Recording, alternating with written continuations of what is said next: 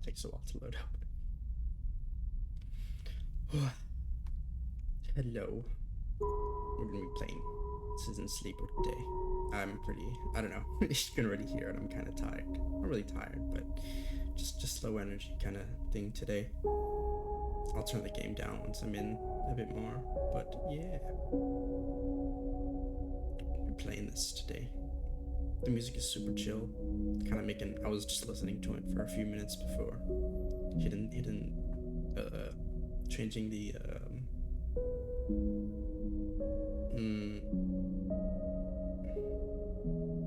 my brain. Changing the scene, I guess. And if it's anything like this for a while, it's just gonna be chill. Yeah. Let's just hop in. Yeah. Let's myself. There's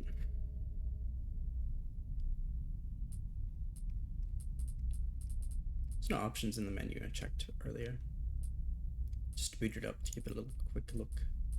Let's go to the middle. Let's see. I am unsure how this game plays. I know it's just a text-based heavy kind of thing. It looks fit, and I don't know. I don't really read stuff aloud past a certain point when I'm streaming, so it's probably gonna be a lot of like quiet time while I look at things. But yeah, let's have a look at these. The mouth's visible, right? All right.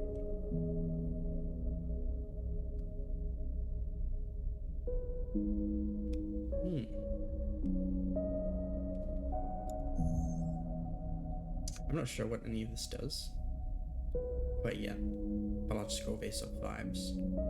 And when I quickly booted up the game to set up a new game to see if there's options, I was just looking through these, and I think I'll go with this, but we'll have a look again.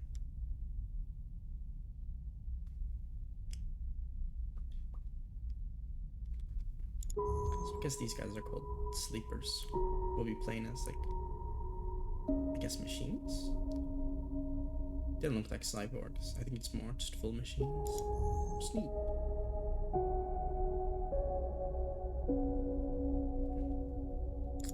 But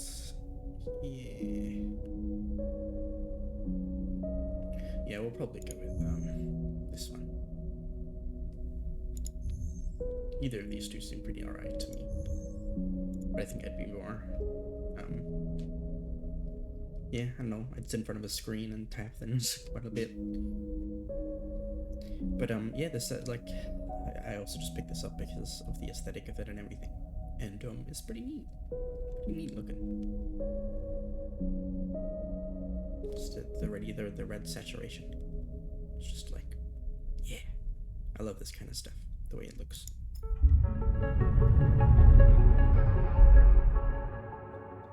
I will definitely have to turn the sound down though. I think it is pretty loud still. No one will be able to do it like a bit in. It'll be all good.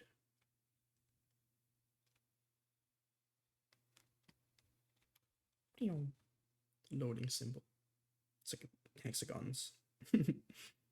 Like the way my bottle just crouches, basically. Take them out to boot up. I had some. Oh.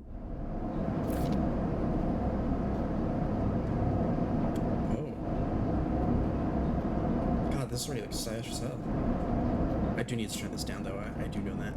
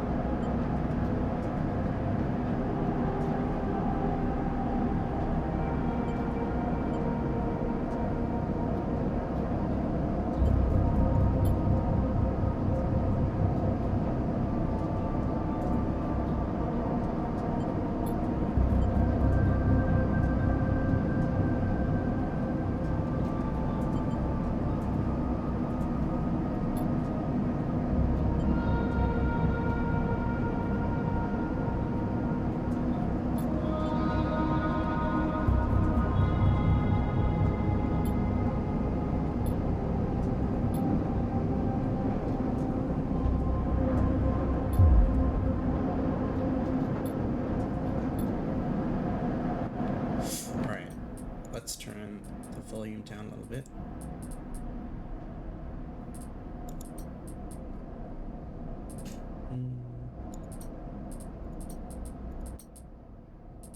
Yeah, I think this should be alright. Maybe a little bit more. Yeah, I think that should be fine. Dracos. Alright, sample quick it seems.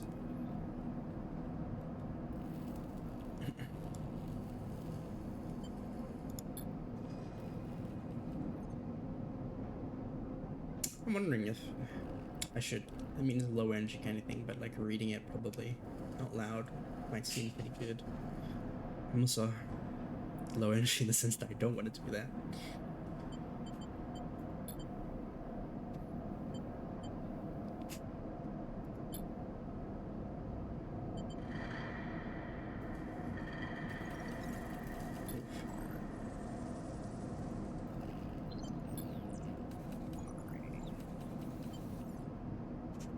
Okay. Let's just read it out. Last living sleeper that came through this yard was a wild one. Didn't last long. You struggle to read his expression beneath the tech, but he seems lost in memory for a moment. Or perhaps he's just figuring out what to do with you.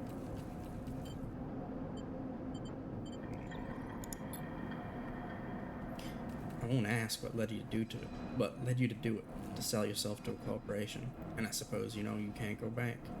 Your old body, that's theirs now, and you are just software. A rogue emulation illegally possessing corporate property. You're not alone. You remember biometrically signing the forms, the cold floor on your feet as you padded to the sleeper cells, the promise of a life off-world. But as you do, you get the now familiar sensation that these aren't your memories. These are things you know, but not things you feel. You're no longer that person. You're an offshoot, a copy. What you won't know is what's ahead. At least the last one didn't. There's no easy way to put it. That body of yours is falling apart. It's the same for any sleeper who makes it out SNR. Who makes it out. SNR wants to protect their property, but if they can't keep hold of you, well, no one can. You remember that too? Or at least rumors of it from the other sleepers. Planned obsolescence. Obsolescence? The built-in dependence on the regularly administered supplements that were part of your routine. Stop taking them, and your body begins to shut down, separate from your emulated mind. How long has it been? How long do you have? For now, sleeper. You're one of the lucky ones. Dragos glances up and away towards the glassy dome of the yard. The eye is the best place you can be right now. The eye? The station. You'll see soon enough. Dragos impatiently shifts his weight. Look, I got things to be getting on with. He trails off. His own freight container I've been using to star down the stacks. Haven't been pulling in much valuable scrap these days, so you are welcome to it. Something wells up inside of you. Emotion, fatigue. You shakily get to your feet. Alright, you head up on there. You look like you need some rest. And with that, Dragos sucks back into the wrecks. His drone's already converging on a rusting hulk. Plasma flashes silhouetting his spindly figure as he returns to work. Welcome to Erlen's Eye. Life on the ice runs in cycles. Oh wow, just like Signalis, during which you can talk to characters, explore areas of the station, and perform actions. At the end of each cycle, you need to head to your current home to rest. Resting will move time forward on the station. Head to the empty container at the location to rest and end the cycle now. Alright. This is so stylish. I love the UI and everything already. It's very nice.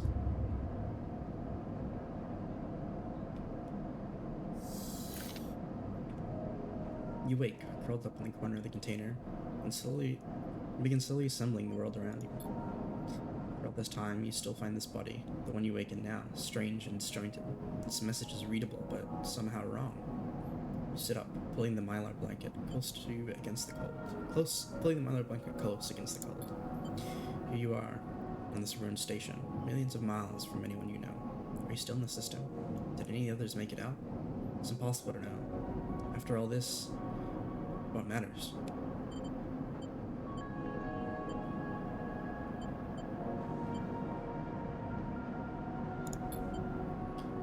Maybe you did get lucky, finding yourself here. Maybe here on the edge of everything, there's a life for you to build. Before you can build anything, you'll need to learn to survive. Maybe if you can do that, you can make a life for yourself. Dragos has a few comforts in the container. The Mylar blanket, the bedroll you slept on, a canister of water, a makeshift electric stove, and some faded sachets of some desiccated powder. You thumb the power set of the stove and begin to boil the water. The contents of the sachet smell like damp wood, and you sprinkle them into the liquid. As the pungent smell washes over you, images from your restless sleep come back to you. A ring like the station, both skeletal and ghostly. A web of threads pulling at your skin, a constellation of bright, polygonal shapes like angular suns burning into your mind. There's something unpleasantly visceral about these images, and it is long before you finish drinking before they begin to fade. You tidy away the stove as best you can and try to gather enough energy to greet the day. Huh. Alright. Let's get into the actual gameplay. So it was Todoro, condition, action dice, and energy. Your condition represents the current state of your artificial body. It depletes by 1 segment each cycle, but can also be damaged by violence, injury, or a lack of food. If your condition bar empties, you will suffer a breakdown. You'll have to figure out how to recover your condition now that you can no longer have access to corporate pharmaceuticals that were keeping you alive. Action dice. At the start of each cycle, you roll your action dice. These dice can be used to perform actions on the station. These. And one is condition, yep. The number of dice rolled is based on your current condition. The worse your condition, the fewer dice you have. Once you've used your dice, you cannot take any further actions and must rest to recover them, ending the current cycle. 3. Energy. You also need to eat to survive. This is represented by your energy bar. You can refill your energy bar by eating, but first you'll have to find somewhere to get food. Energy depletes by 2 segments each cycle. If it becomes empty, you'll be starving. When starving, energy loss becomes condition loss, and your condition will also deplete at a double rate per cycle. Let's see. So this is a 4, 2, 5, 4. Alright. Let's see what this is about. Dragos is standing in the corridor when you close up the container. He's still wearing his headset, and in the harsh light of the corridor, you realize it's implanted. A drone sits on his shoulder, its case of sensor eyes rapidly irising. How are you feeling? Okay. The drone chirps. Good to hear. You notice that beneath the operator's rig, his skin is marked by burns and blotches. I know the container isn't much, but it'll keep you safe. He pauses. So, I'm not gonna chit-chat too long. You well enough to work? Sure. Alright then. He nods. At the yard, it's simple stuff. We hack these old hulls down, sell them off to the shipyards, or the bright market dealers for cryo. Occasionally we pull out some tech, something with a bit more value, but most of it comes in as scrap. It's hard to find good hands out here, but I figure as a sleeper you'll be used to the manual labor, and obviously I'll slip you a few chits of commission based on how you turn out. Chits? These. He pulls out a handful of small metal bars. Airwald cryo, isolated from the market. It's what we use for trade out here. Stuffs them back in a pocket. He shovels his feet nervously. Look, I wouldn't usually do this. In my opinion, you'd be best suited to moving on as quick as you can. And sleepers? Well, he trails off. Things the way they are for me at the yard? He pauses. I need the help. Why? Things are a little tight, that's all. Or a little cryo to a client here or there. He pauses, thinking of something else to add. Look, just come down to the yard when you're feeling fresher. It's plain to do. Will do. He nods distractedly and turns and walks away, the drone hopping along ahead of him. See you later. He calls back. Looks like it's time to get to work. Okay. Oh my goodness. This is a lot of stuff. Actions are the primary way you interact with the role of Citizen Sleeper. To perform an action, click and drag your chosen action dice to the slot. Alright.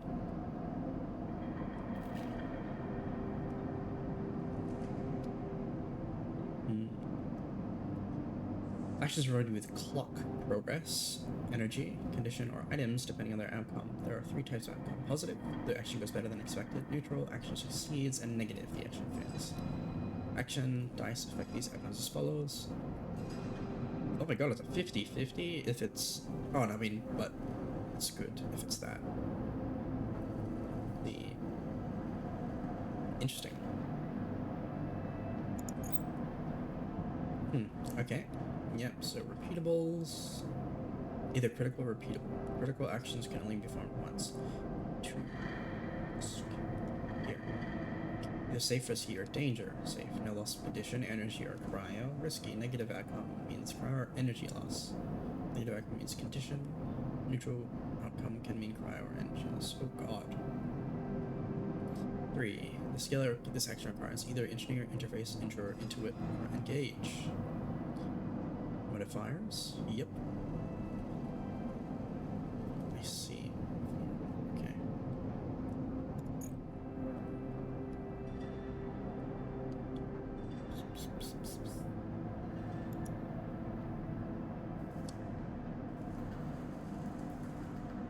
I see. Well, we're not too good on this, but it's pretty safe. We'll just do this.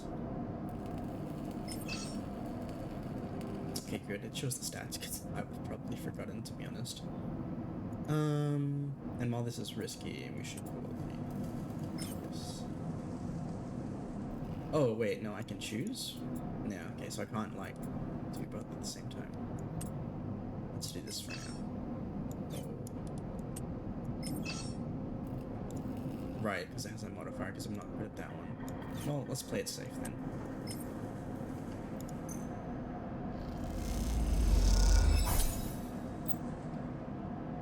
Tutorial clocks. Actions often progress clocks.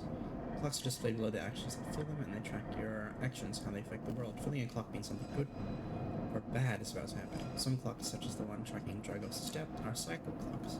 These clocks stick themselves once each cycle and can complete without player input. Any active cycle clocks will be displayed on the icon of that location.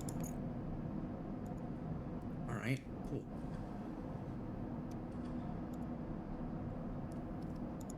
Well, nothing else we can do. Oh, no. Alright. Incidents lead you unlock drives as you discover more about yourself and the world. Drives guide you in pursuing specific objectives depending on which path you wish to take. You can track drives, and any track drive will place a yellow marker on locations that will help you pursue your goal. Access your drive menu via the arrow button at the top left of the screen. Okay. Find a doctor. You're now free to explore Erlin's Eye and make a life for yourself out here. Try tracking a drive to help you survive, look for food to keep your energy up, and a way to recover condition. Fill clocks to progress stories and find new opportunities. Remember to end cycle at your home when you are out of dice.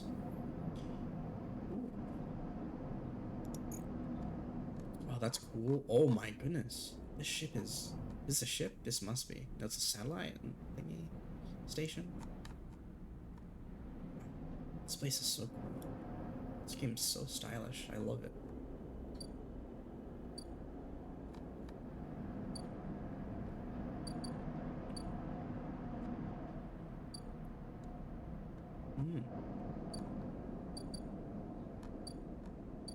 Well, what else can we do but explore, I suppose?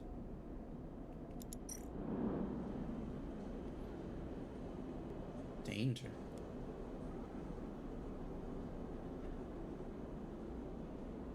Ooh. Alright.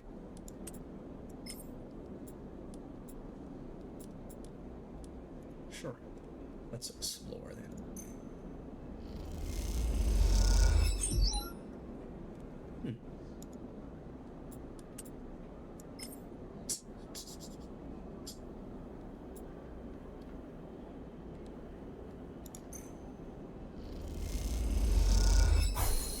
Ooh, neat. Alright.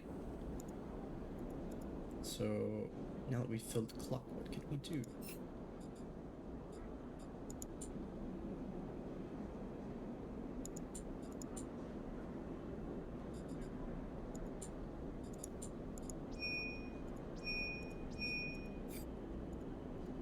So, can I also do this?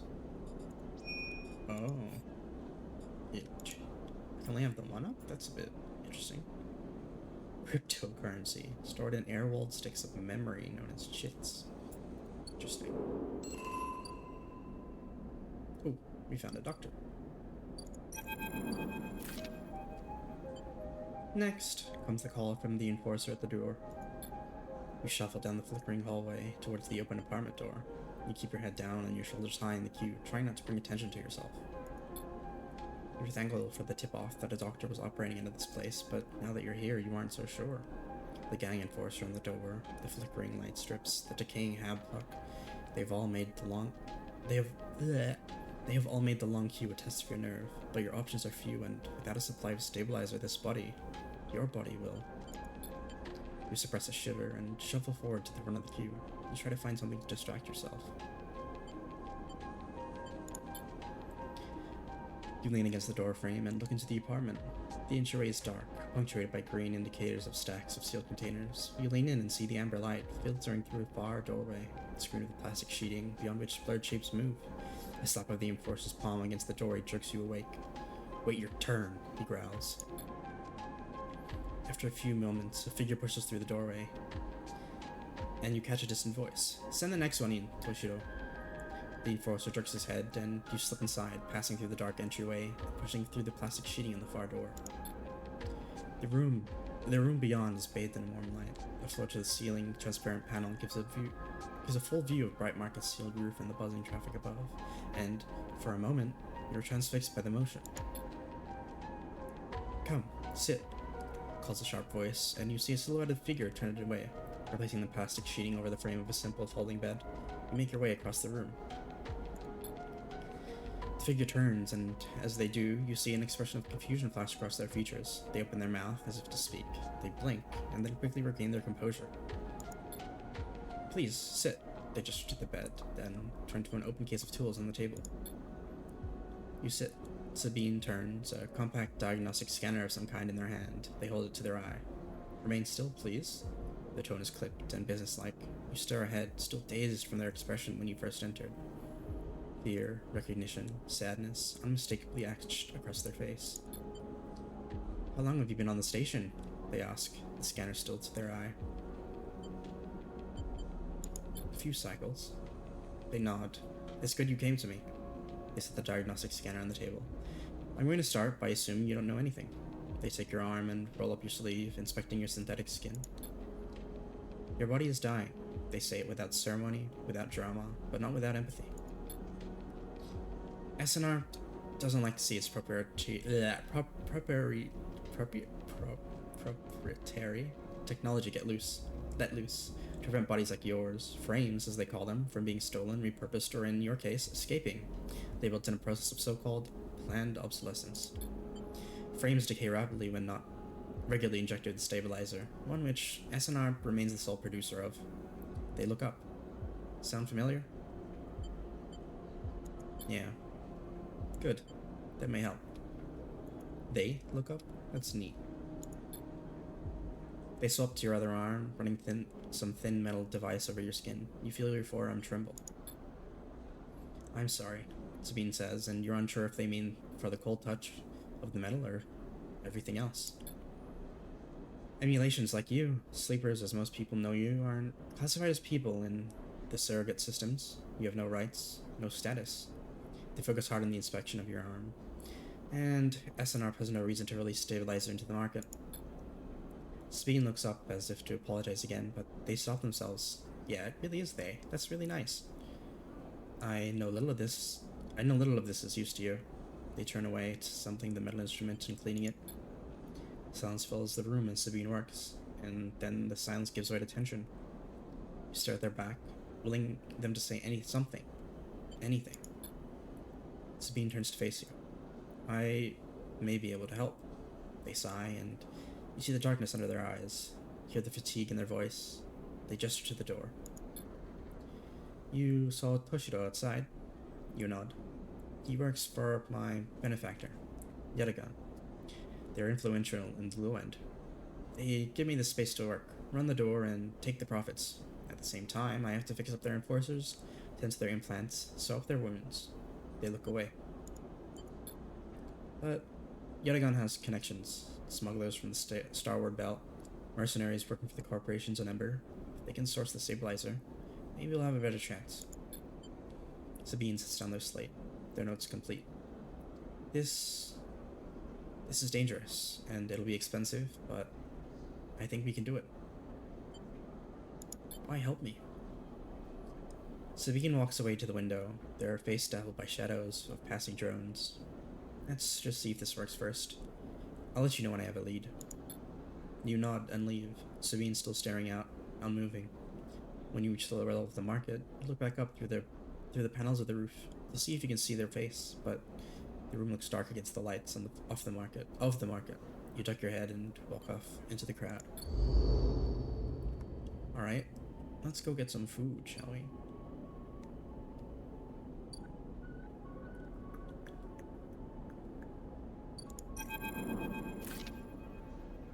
Memphis is busy, his broad face uplit by the makeshift gas burner in front of him.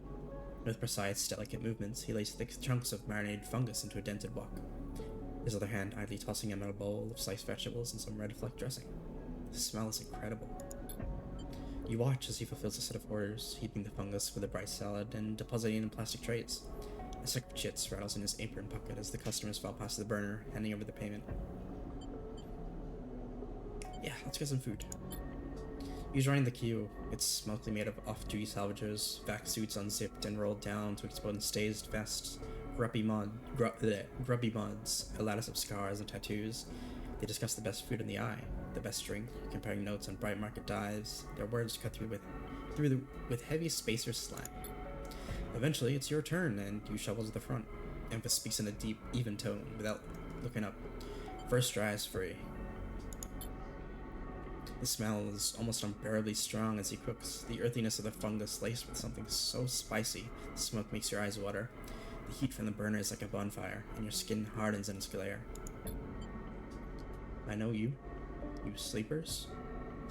Why did I say that so? I don't know. Memphis says while he cooks, his voice deep but clear. Hard life. A lot of stories. He glances up from beneath his cap with piercing eyes. I know. You begin to tell him about your journey to the eye, and he nods as he cooks, his eyes never leaving his work. You tell him the confusion, the pain, but also the sense of possibility in its sudden arrival.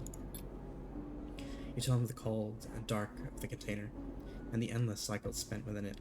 Now, it seems, you tell him, like some dream that you once had but can never forget. You tell him that the eye excites you and scares you. You're unsure where to walk, where to look, what to do. Eventually you tail off, running out of words. He places a plastic tray of steaming fungus in your hand. Next time, we can talk some more. He smiles. But next time, you pay. He slams a heavy hand against a button on the burner side and shuts it off. The roar of the flame and its impressive heat fades. Next time then, sleeper. He waves you away and begins to oil the wok. Before you turn back to the alley, you notice the geometric patterns of circular scars across his forearms, each surrounded with a constellation of glinting pin marks. I really like the designs in this game too so far. Just the art style and, I mean, you know, the direction it's gone. They really nailed it. You walk away, and as you do, you take a bite of the rich, spicy, delicately sweet fungus. Your taste sensors light up like a fusion reactor. You'll be back. Sweet. Try. Build a ship mind. You've heard talk of a fabricator owned by the Ort Exchange. With that and a few fragments, you could build a ship mind core. Okay. Well, I really like these two so far. I mean, the old guy's nice too, but I think I would want to. Yeah, I mean, we'll just do these for now. We can still go around, it seems. After some basic cause of trouble, Helicon have imposed a toll for entry. No one gets in without paying. We don't have the money for that, sadly. What do we do here? Alright, so we gotta chill for a few cycles. Play the exchange. Ooh, interesting.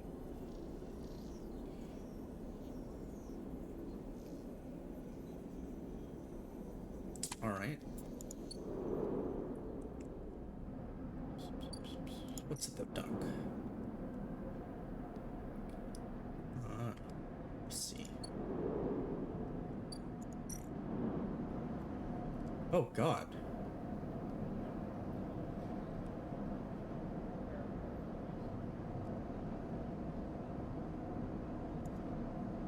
Yeah, alright. What other options do we have, though?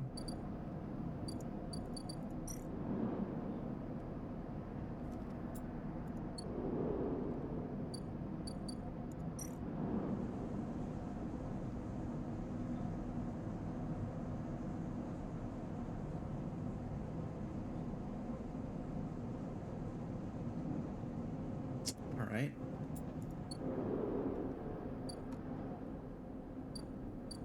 I reckon we'll just... where was it? Explore, right? Yeah. Explore.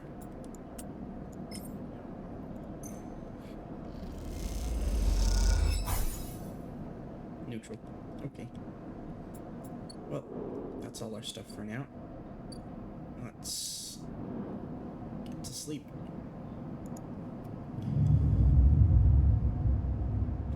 Game's really interesting so far.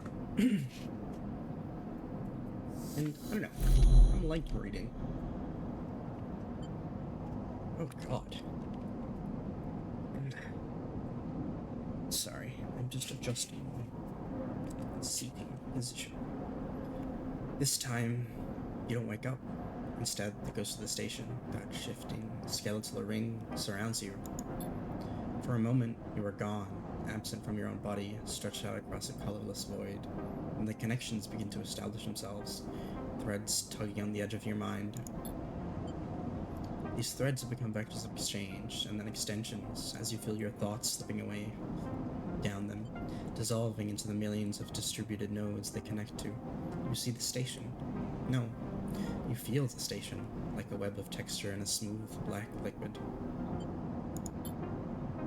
Even though you have no eyes, no sight, you see or feel the map of the station.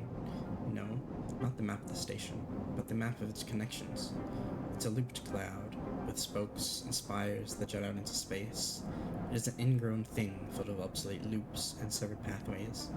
It is a system, a map, and a territory, all at once. You notice a tugging feeling pulling at you, insistently, as if it were a small child. Somehow, it is pulling you in two directions at once. You look down. All of a sudden, everything shuts off. You come back trembling into this unfamiliar body, both yours and not yours all at once. You find yourself standing in the container, eyes now open to the dark steel walls. You feel a change within you, a shift. You close your eyes for a second, and you feel it waiting there. The station is laid out across your mind, a storm of connected nodes waiting to be explored, and then it is gone. Oh. Sheesh. We did not get very good dice today.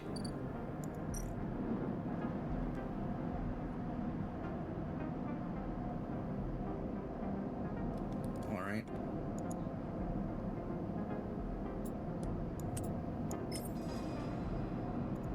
Well, 75% chance of going okay.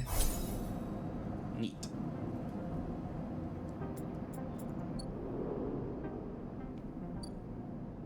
Overlook bar. What is this? Alright. Oh, right, yeah, sorry. Gonna take a few cycles. I want to become friends with this guy. I don't have much money, though. Yeah, there's no way. I need to grind some money, it looks like.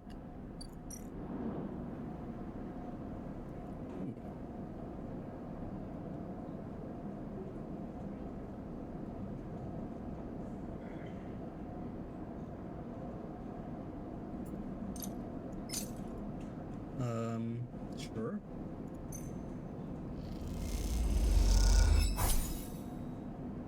Yeah. Alright.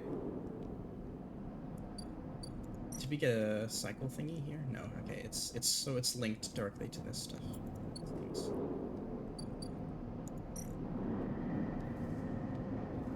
Let's keep going with this. Yeah.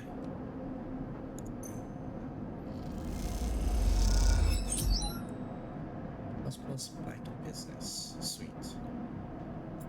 Alright. in this one, we're at 35. Is there anything else that's not too bad that I could possibly do? Like explore again? Yeah.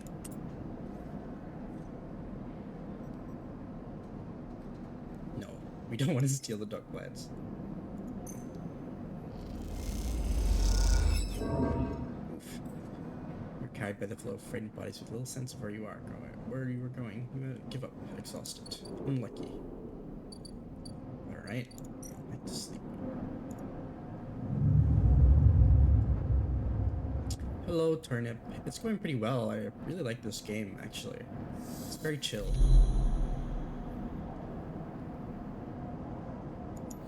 Again, the skeletal ring of the station fills your mind. It sparkles with glittering lights, like stars reflected in a winter lake. It is clearer, crisper than before. Yeah, definitely is. The threads still pull, but you remain in place, flickering in the flow. Between the threads, you see bright shapes, caches of shimmering light between the transparent crystal forms. You follow the path of a thread across the ring, through those forms, then leap off into the void. You begin to understand. These are nodes and connections, a map of information, of communication. There are so many layers, so many loops, that it seems almost impossible to parse, but you begin to try. The nodes are glassy, bright, but in all this flow, the only solid and... Yeah. It is. It's just very... I'm not really, like, speaking much. In, like, you know, a loud kind of thing. I guess I should maybe bring the mic a bit closer. Yeah. The nodes are glassy, bright, but on all this flow, the only solid and fixed points, you approach one, a pyramid or a triangle. Dimensions are difficult here, and lean close to it. Inside, shifting layers conceal a tangle of threads, a meeting point of exchange, but before you can glimpse any further, the glass clouds and hardens, cutting you off. The threads and nodes, passages and puzzle boxes, one leads to another. There's so much here, so many answers, and so many questions. All you need to do is follow the paths and open the boxes. You look out across this ghost of a landscape, but this ghost landscape of exchange and see an opportunity. But then that insistent tugging again, pulling at you. You look down again and see two lines, two threads pulling in different directions, as if they were tied around you. The second thread leads in, pulling deep into the station. Your gaze follows it, and this time you see something, a sphere shimmering above a strange, angular body. A pulse shoots out from it, passing over you like a torch beam, testing you, tasting you. The first thread leads out, away from the station, into the inky black. Someone out there is tracking you, hunting you, following the thread to you. They are in the ship, and the ship is approaching ever closer with each... They are in a ship, and the ship is approaching ever closer with each cycle. You open your eyes. Time is short. Oh, God. That's not terrifying at all. Also, we didn't roll very well in the dice. Tutorial, the cloud. Something has changed inside you. You can now access the data cloud with the eye, a network of decaying protocols and data caches. While there, you can use dice and items to access systems and extract data, but be careful, these networks are old and strange. Click the eye button at the top of the screen to toggle this view on and off.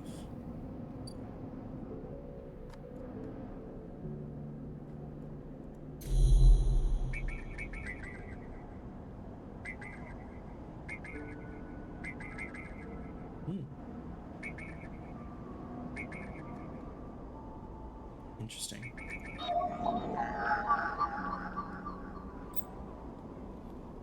Data actions allow you to extract data from the networks of the eye. They work like dice actions, but in order to unlock them, you must match your dice to the one displayed on the right of the action. Oh, if you have a +1 or +2 modifier in the interface skill, you'll be given more possible dice to match. You can use any dice that matches the dice displayed. Once unlocked, the data can be extracted. Okay. Let's try this out then. Oh, you get money from doing it.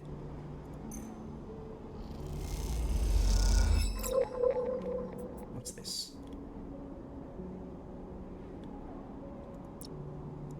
Interesting.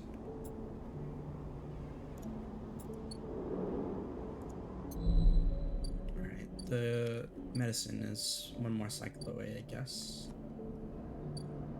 We seem to be ahead, at least on the debt thing. I think we should probably get money every day and do something else.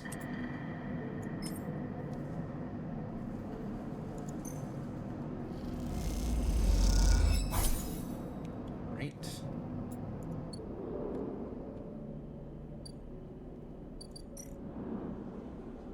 Yep. Let's go talk to the bunny dude. Alright. Fungus. Alrighty. What's here?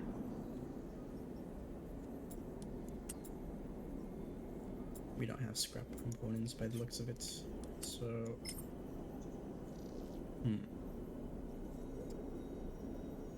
I feel like we're gonna lose our money, but let's try it out. Nice.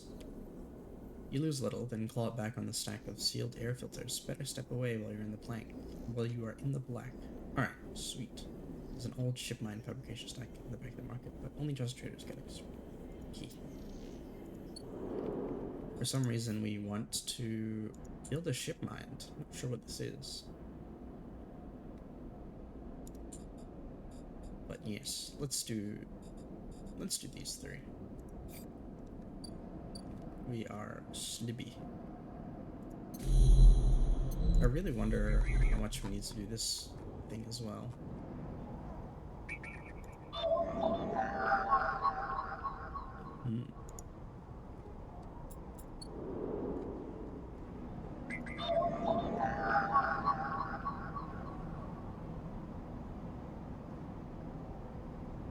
Two or three, I guess. One or three. Two or three. There's a lot to do, a lot to explore, but I'm unsure what I should be prioritizing. Alright, maybe we'll just keep playing. See how it goes. Back to sleep. Yikes, this is scary, actually. I don't know what I could even possibly do about that. Being hunted. Alright. Oh god. As you close up, a voice echoes down the corridor towards you. Sleeper, wait up. Feng is coming down the corridor towards you, a wonky grin on his broad face. Hey, glad I caught you. Do I know you? He grins. You do now. He puts a hand on your arm. I seen you hanging around. Just want to chat. You staying in that thing? He nods back to the container, shaking his head. Rough. Be hard to get started on the eye. He looks away down the passage. What was it old Erlen said? The eye opens for us all. Nice idea, but well, not always very practical. He glances back at you. We do our best, but it isn't easy. We? You pass together into the main walkway. Havenage. We're all one dysfunctional family. Feng puts an arm around you. I'm not part of the security branch, though. Don't worry. I'm with systems. I like his little juice thing, or like can. It's got a little dude on it. Just the design so far, it's really neat. I like the art style. It's quite cute. Systems? Everything the eye runs on. He runs a hand along the passage wall. This place is a ruin, but systems keep spinning it somehow. At least we try to. He stops you in the quiet passage.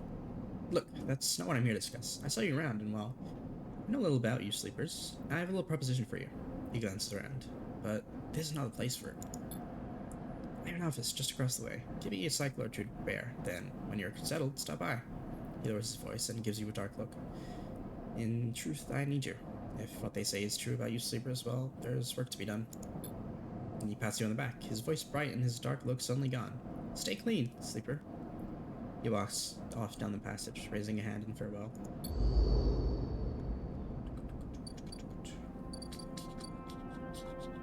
Alright. What's this? Sabine. Yep.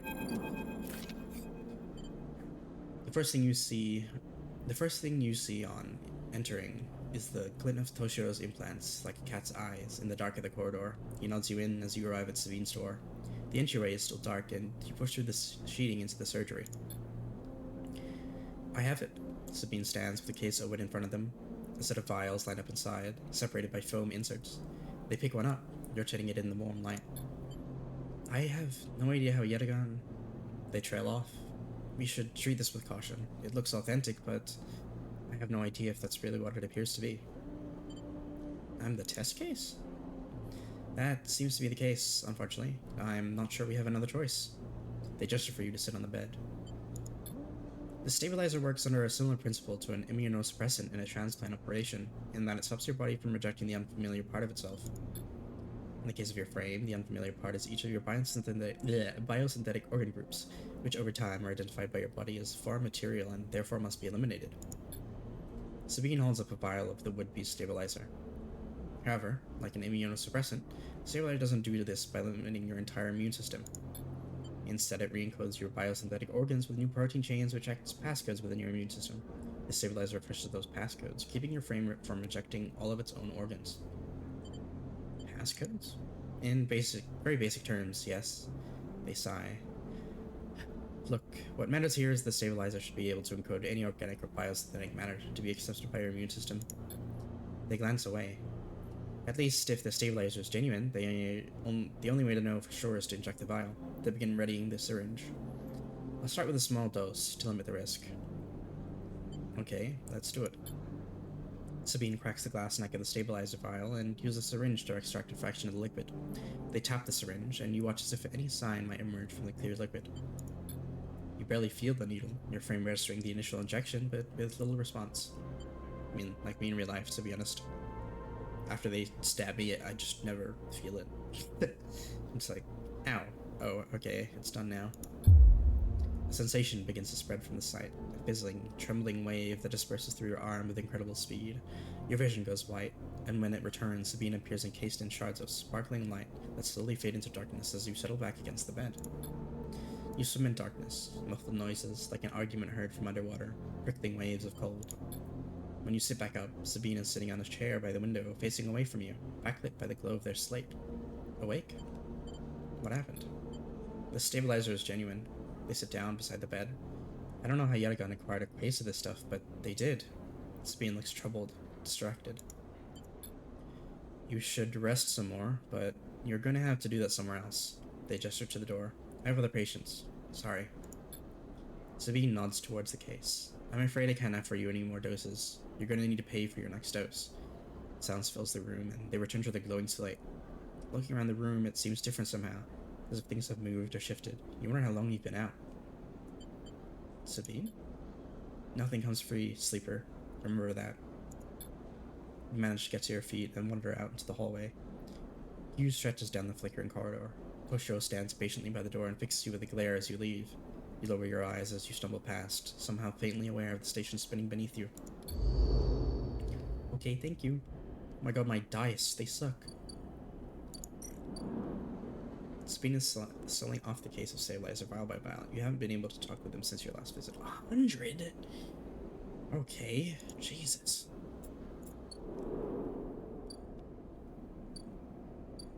Well, let's keep helping the guy. And then go buy some food.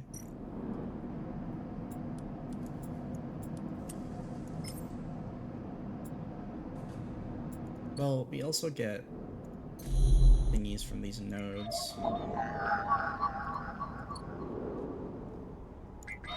So I can try that too. I just want to use a 1.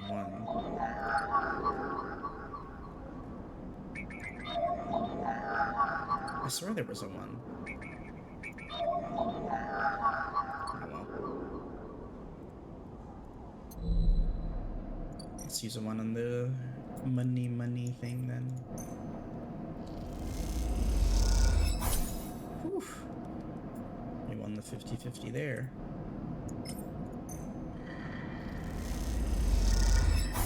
Also won it there. And why don't we do one of these?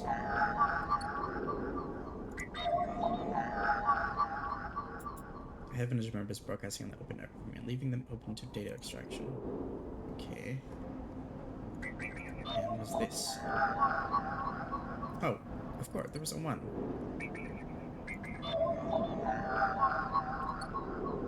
I'm silly. So, this looks like I can... Yeah, alright, cool. Right. Block the corpa. Give me the data.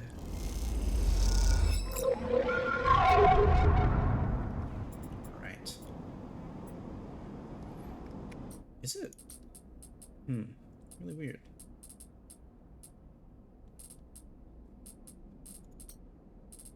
Still quite loud.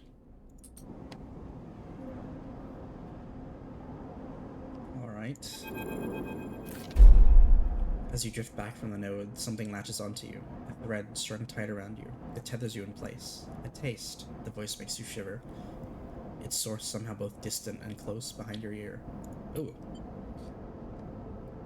You see a distant glint of light shut off, and then suddenly a shape is at your side. It stalks around you, circling like a shark, like a wolf. Entity unknown. Astringent. Processing. Oh, that's so cool looking. Look at that thing. It's cyberpunk and Eldritch. Oh man, this game is shaping up to be something I'll really love, probably. You struggle against the thread and it tightens in response. A glittering garrote. Please hold. The thread around you thickens until it is a ring, a cylinder, a tunnel of light encircled around you. It is blinding for a moment, and then is gone. As it fades, you see a figure, a creature in front of you. Its strange head flickers between different angles, reading you. What are you? The shape paces around you on lithe legs. Enough, though there is no ground here to pace on. Entity, identify, origin, serial, cadence. The figure faces you expectantly.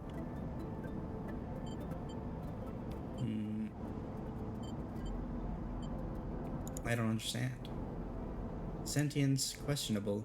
The figure's strange head rotates. Brackish signature. Of and not of. Attempting interface. As the figure speaks, more threads begin to spiral from its head. Thick, snaking like vine-like ribbons that flex and wave. They approach you with intent. Stop.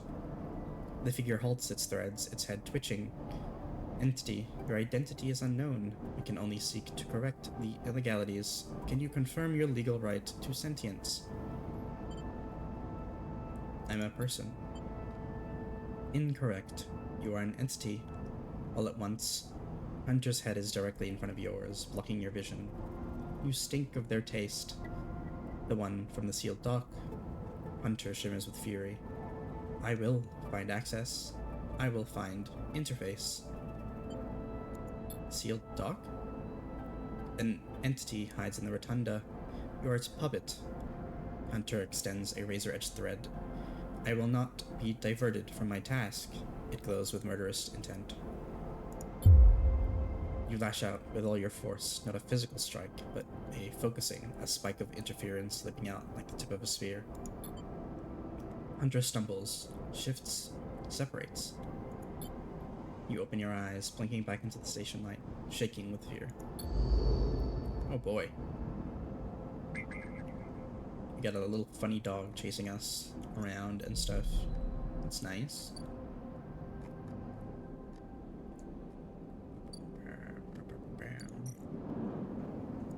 I want to make friends with the guy, but I also need to keep saving for the funny meds. It's 100 though, and we look to be stable for quite a bit.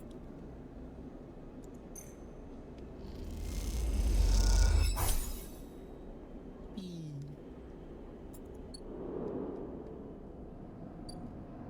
Alright. Sleep time.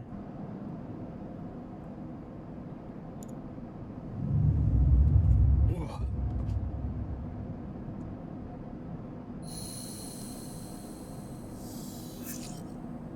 Ooh, we got quite a bit of dice today.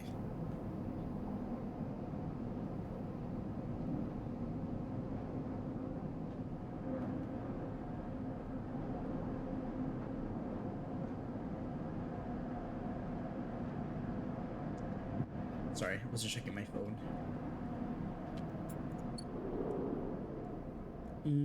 Oh, what's this? Oh, Fang, right.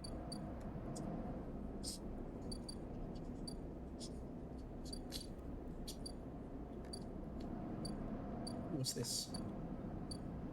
Scrap fair. Hellion salvagers. Buy some scrap. I should.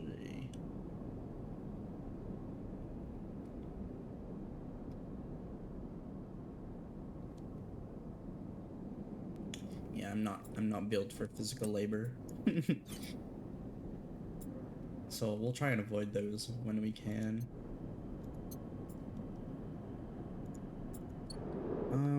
No. Let's have a gander at Fang, I suppose. Sleeper? Fang catches your attention as you approach the Heavenage building, leaning against a bay door to the side of the entrance. You approach. Easier to come in this way. Security, all that. He gives you a look. You know. He slams a button and the bay creaks open, blinking lights in the dark behind it. You follow Fang inside. Truth be told, I don't spend much time upstairs. This is where I work. The door hisses as it closes behind you. The bay is filled with pieces of hardware, all rigged up to generators and diagnostic slates, and things you don't recognize that glow with blue screen light. There's a chorus of hums that blends into a single wave of static, filling the dark corners of the room. Fang leans on a server stack and gestures around. You like it? What is all this? He taps a nearby server stack, which bleeps in response. This is my treasure trove, all dredged up from the sea of systems we call the Eye. You don't believe what this place runs on. He steps over to a towering block, speckled with vents. Some of these systems are built from the original station. I'm not sure what that symbol is. It's just reminds me of fucking After Effects. AE1, the one Solheim built.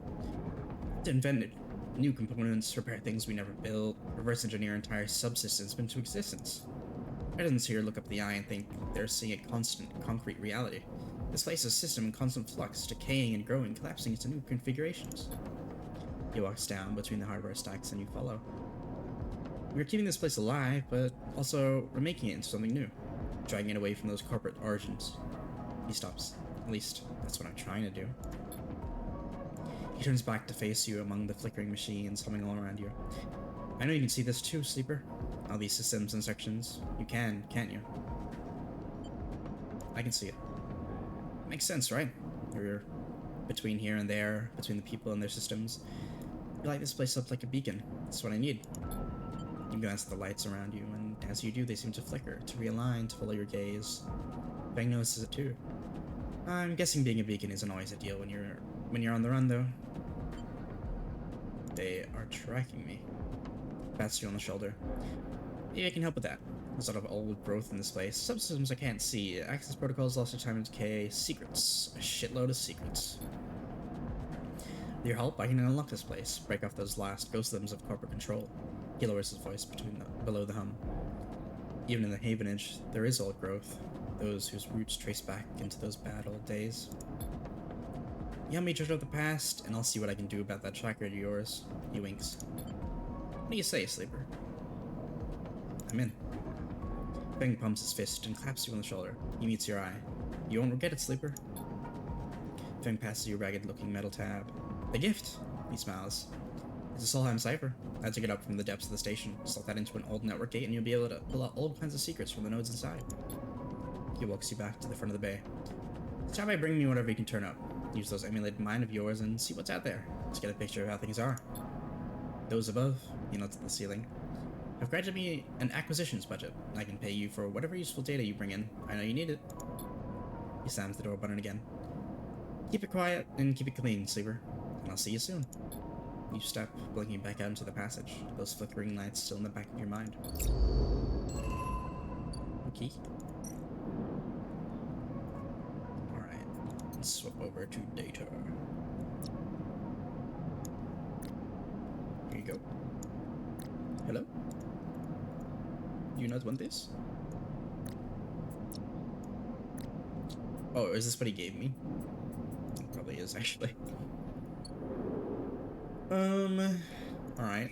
Might as well have a gander. I swear there was something that needed this thing. Nope, it's not that one.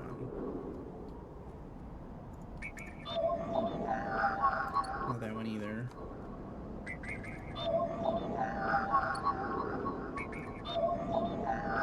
I'm so silly. Are these changing? I don't think they are. Here.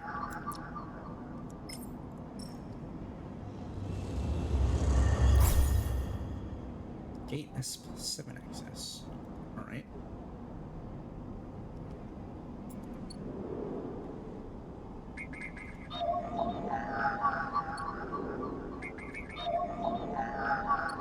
Let us... There was a 1 back here somewhere. Be sure. Am I stupid? I swear there was a 1. Here.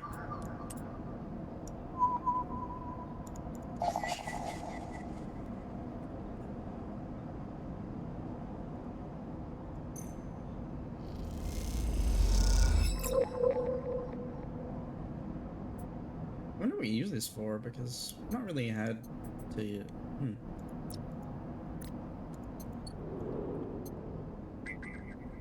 Alright. Let's head back. Let us help the fellow with his debt.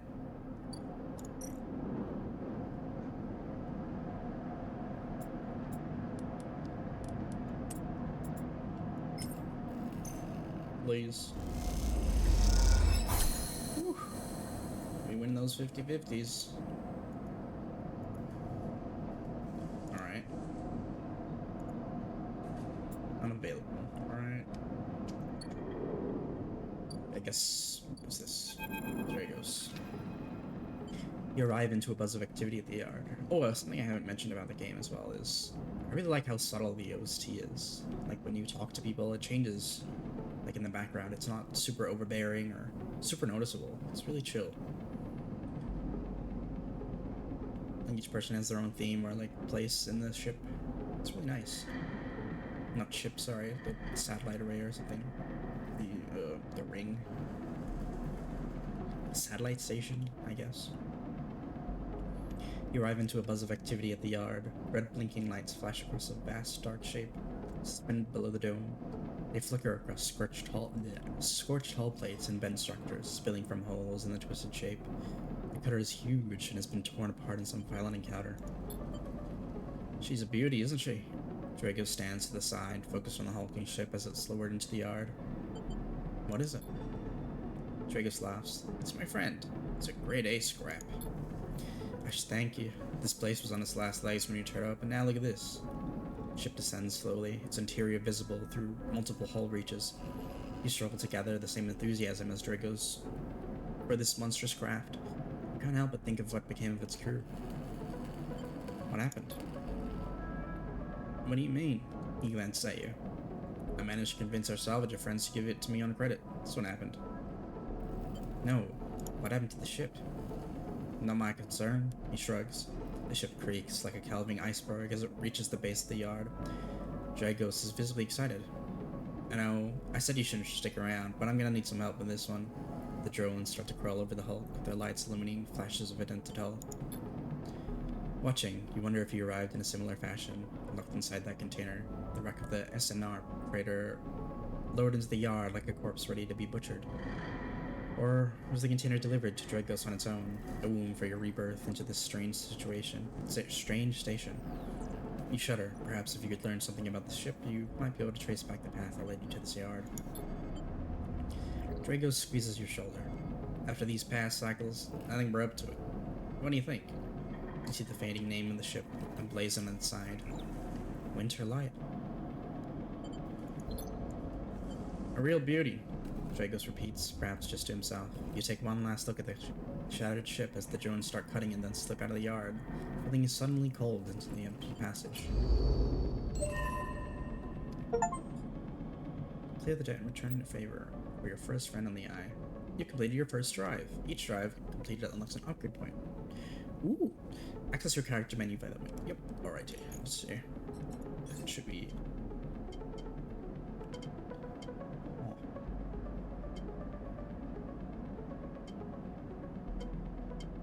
We have one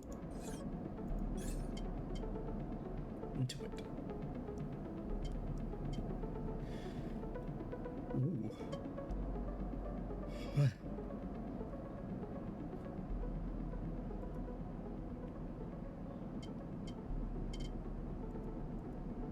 One upgrade, 2 upgrade points.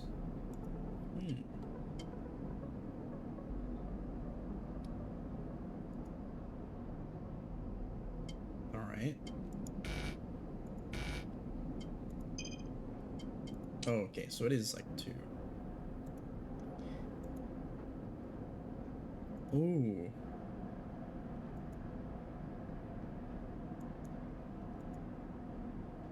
I think we should save, honestly.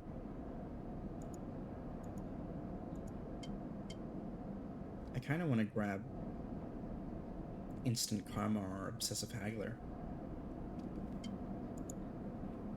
So, let's just chill out for a bit.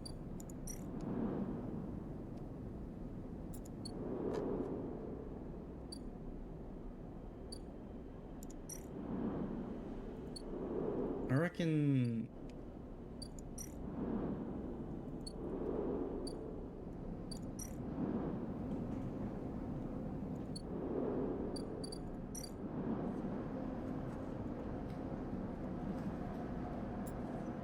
Alrighty.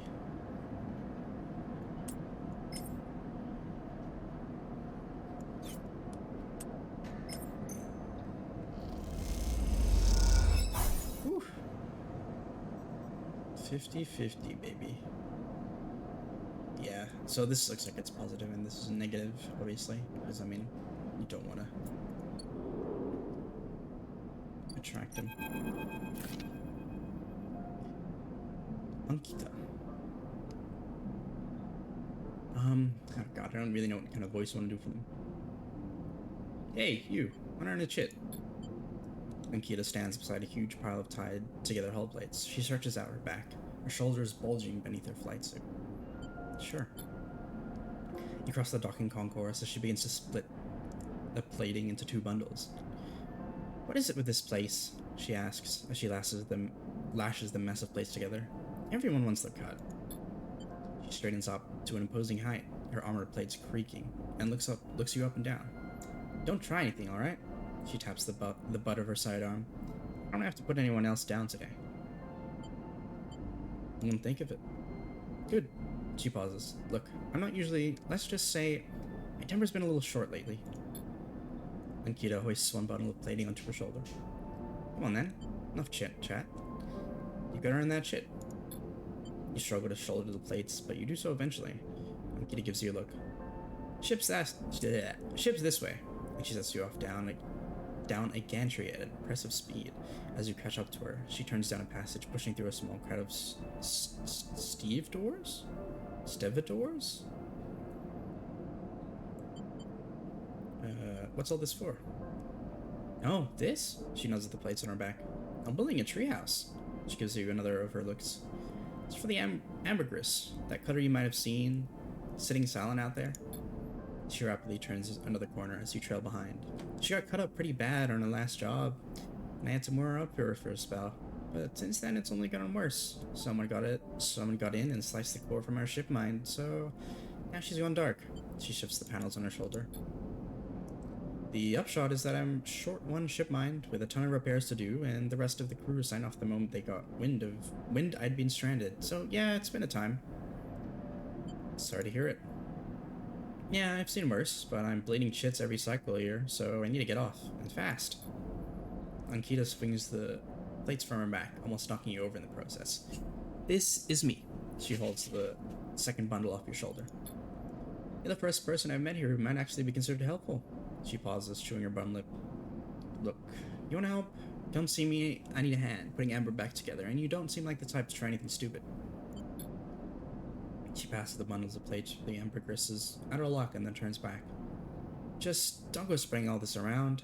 Ankita throws you a couple of chits. Consider a bonus for not trying to grift me. She gives you a parting nod and ducks through the doorway. Alright, get out of here. She calls back, and the lock slams shut. Yippee!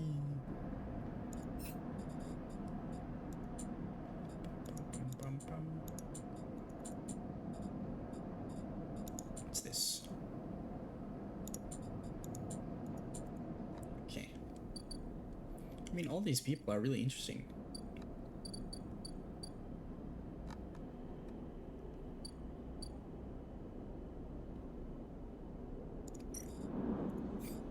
Let us buy some more food from the lad.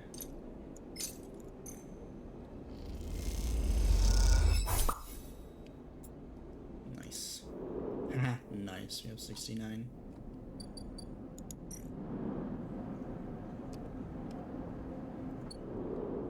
Is there anything that I can use my stuff on?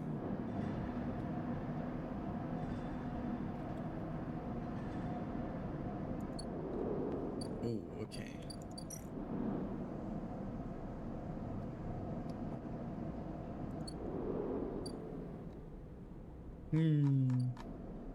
Got pretty good dice, that's the thing. Yeah. Fuck it.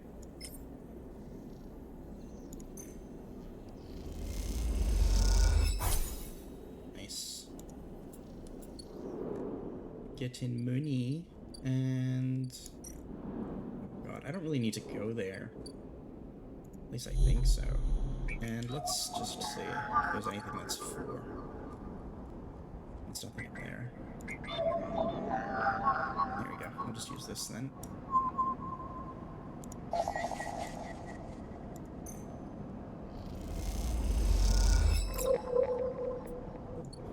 Alright.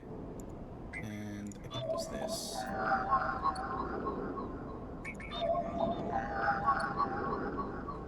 Wait. Can I not spend these? It's over here? No.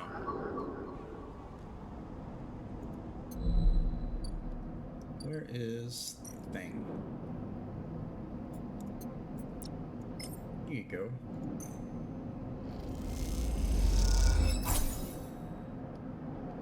Ooh. Almost have enough for another bit of the thing. Except, should I really buy it when I'm quite full so far? Is there a way to save? No.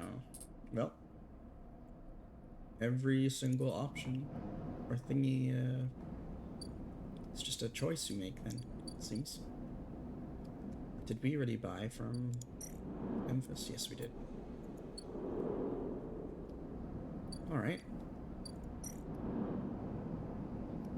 Ooh, we get a +1 of this. Sweet. You gotta find a way to earn money, though.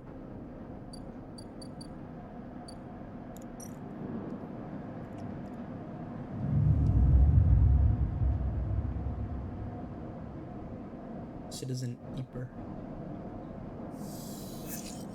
Ooh, wow. We got a 6.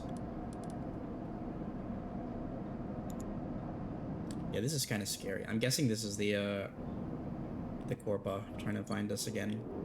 So we'll probably need to do Feng stuff before that happens.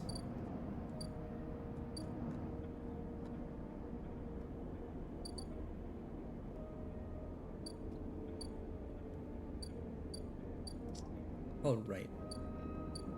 What is this? Exploring. Salvators. Alright. We've got a few 1s and 2s. I think there was a few 2s. Here. Yep. Let's do this.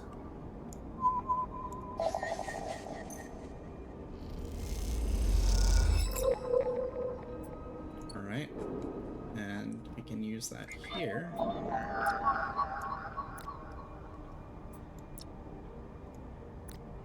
Oh. Guess not. Wait. Specifically this area that I want to work on because this is what Bang wants.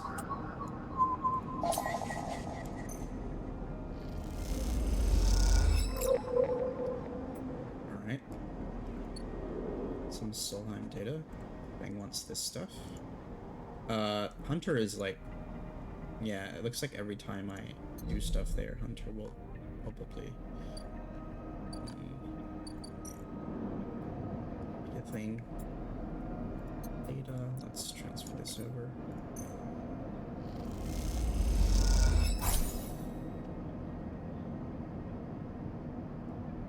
Ooh.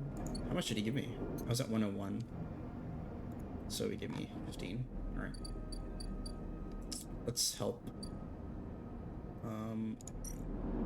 Ankita. With 5.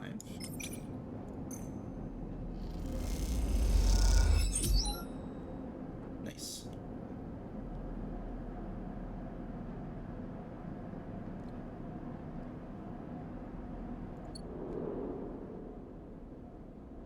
And we could definitely buy the thing, it's just...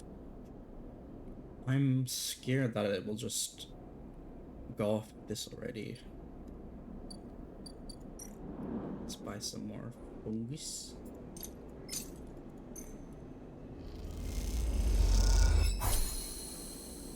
Alright. Did we unlock something? Yes. Yes, I love Emphis.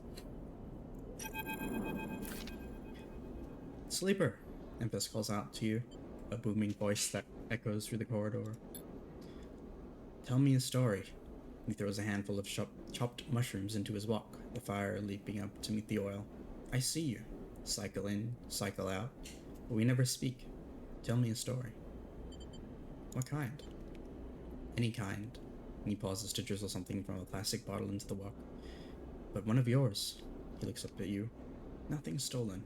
You pause, the spices rich in your nostrils, and think about the kind of story you'd like to tell Emphis.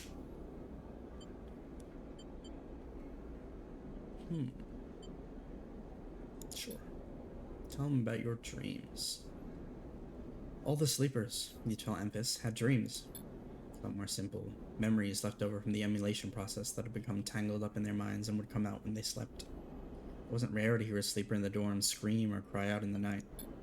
But your dreams, those gray skeletal afterimages of systems and structures, of threads and patterns, weren't like the others. They weren't memories or nightmares, they were reflections of reality. Distorted, yes, but somehow true. You learned back then to keep quiet about them, to let them flow through your mind like water. That was until now, until you arrived in this place. Now your dreams colonize your waking life. They slip behind your eyelids with every blink. And now you understand that they aren't dreams at all, but some process of interfacing, of speaking, of living in another world that flows through this one, like smoke through the air. You tell him that you do not know if there is a reason for your dreams. Perhaps you reason it is just some side effect or a particular quality of frame that you inhabit. But whatever it is a gift, and you hope to make use of it. Emphis finishes cooking and squints a little at you. Sleeper, he smiles. You are quite the storyteller. He eyes you, and you realize that he's trying to gauge how honest you have been in your story. Emphis passes you the meal he has cooked, and you take it gratefully. As you eat, he talks. A natural exchange. Thank you, Sleeper. He looks around at the emptying market. But my time is done for today, and I do not want to keep you longer, so I will make a proposal. He gestures to the plastic boxes of ingredients stacked behind his stall. These are good enough for most, but someone told me a story that made me think a couple of cycles ago. They said that across the gap in the Greenway, fresh mushrooms grow. Have you heard this? No. Neither had I, but I trust the one who told me. Emphis begins packing up his things. Can you bring me some? I cannot cross the gap, and I worry about leaving my things behind. He smiles. I'm sure a storyteller like you could handle the trip. I will prepare them for you, and if you wish to tell it, Be the audience for another story. Agreed. Good, booms Emphas. Then I will wait for you to bring them. But slides his walk away and straightens up. I'll prepare a recipe then, Sleeper. Good luck with your foraging. You turn away and walk back into the main market, the rich taste of Emphas' food still lingering in your mouth. Stories for food, you think. A trade that seems more than fair. Sweet.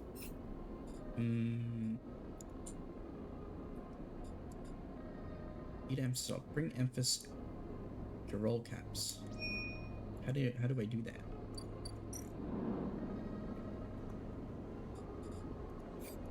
Emphas wants to make this old recipe. He'll need 3 handfuls of grow caps, fresh and firm. Where? Where from? From beyond the gap. God, this OST is fucking... It's so good. It's so subtle, but it's so nice.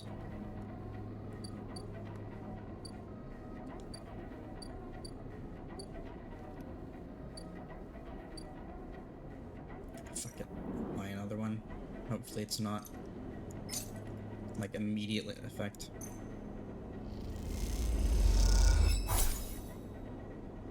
Okay, cool. It isn't. Toshiro takes the chits and hands you a vial. When you ask after Sabine, he doesn't respond. Alright.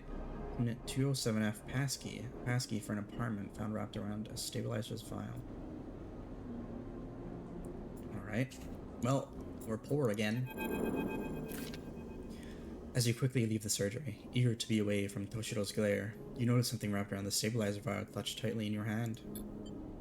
You open your hand and a thin film marked with holes and sigils unrolls from around the vial. At one end, it has a hard metal strip handle. You hold the cloudy film up to the light. It is perforated with an ornate pattern of holes. You can make out a word among the markings. Passkey.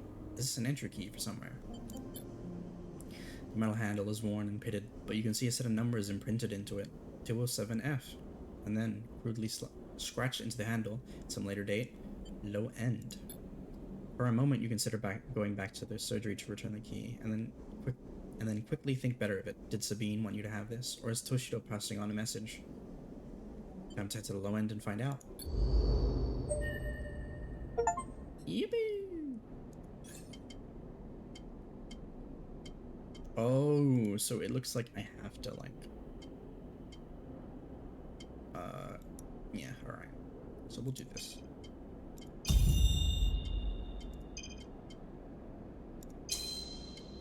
And then, yeah, so we have to... Alright. We'll do these two next. We do a lot of Intuit stuff. So, yeah. Alright. I wonder where we get those mushrooms from.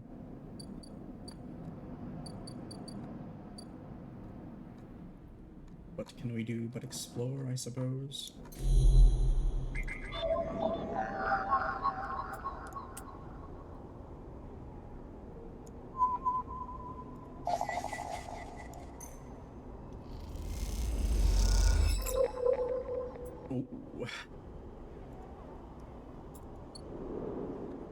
Oh god, one more and Hunter's here. Oh fuck, I should have done that one. I should have done that one. Uh-oh. Hunter's gonna come give me a visit again.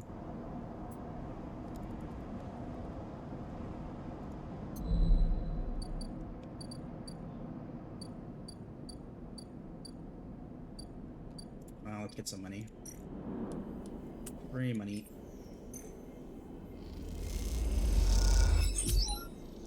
Sweet. 19 Ryo. Back 25, and we need to get 60 plus. Yeah. Alright. Alright. Sleepy time.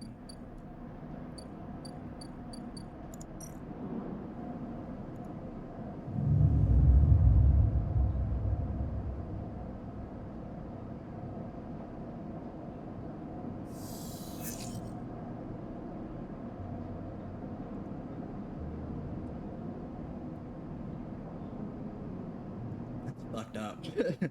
That's so fucked up. But, I mean, yeah, makes sense. We have a lot of ones. Let's do the, if this game has like an OST that I can buy, I'm gonna grab it. I'm just gonna play this shit to myself when I'm playing other stuff, man. It's just so chill and nice.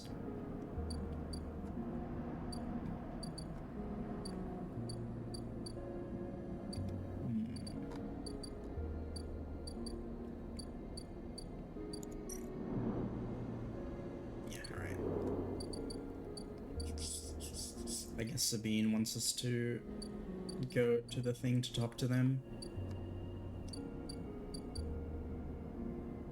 But let's get that last bit here and bump into Hunter, I suppose.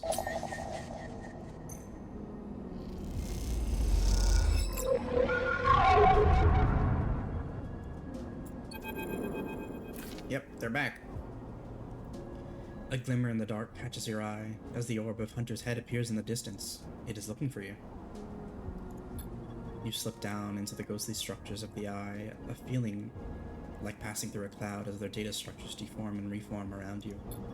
Another glimmer catches your eye, closer now, that roving orb wreathed in tentacles. It flickers, jumps once, twice, and then it is here.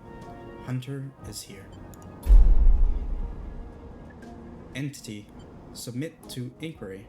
Hunter reaches for you in that unpleasantly familiar way, its waving threads creating a cage. You push against the threads as they close in, becoming frenzied as you push them aside. You are caught by whipping tendrils and feel them pulling you away from the anchor of your body. You push through, clearing the threads. Entity, hold for processing, comes the scream from behind, but you are already gliding away back to your anchor, your body. You awake, dizzy, distorted, but safe. No touchy, please, Hunter. I'm okay for now. Oops. Let's go give Feng the last bit of data.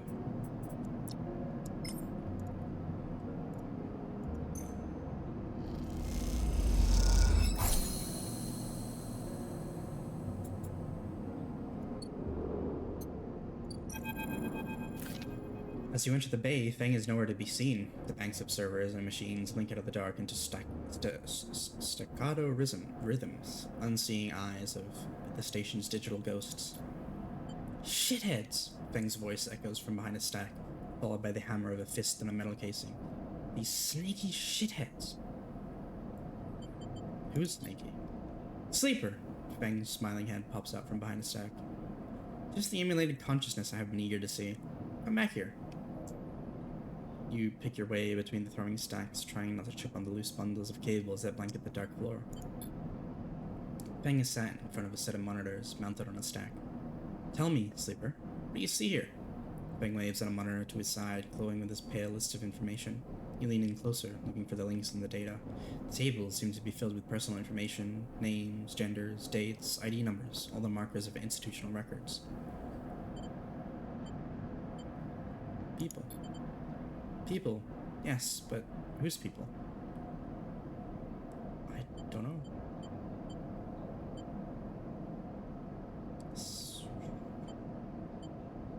Solheim? Bingo! He taps the terminal. I pulled these from the old data you brought in and all the employees of the Eye's original owners. And he leans past you and scrolls the list down. This one. This is a snaky shithead. He stabs at the screen with a finger. The name reads, Hardin Hurst. Friend of yours? Feng gives you a sideways look. Funny you should say that, Sleeper. He drags a stool out beside him and motions for you to sit. There just so happens to be a Hardin Hurst in Havenage. He waits for your reaction. In Havenage? That's it. He's right here in the station now. Feng leans back in his chair. Just think about it. Decades ago, Hardin worked on the station as a... Feng leans across to look at the monitor. Senior Strategic Operations Executive. Feng raises his eyebrows at you. Our Hardin was keeping the money coming in for Solheim. He defined priority growth initiatives by making sure that the extractors that they contracted out to were hooked into a system that outsourced all the risk and kept the profit. Good old Hardin shuttled thousands of Palladium Rush workers into an infrastructure which meant that their cut of the work that they did went straight back into Solheim.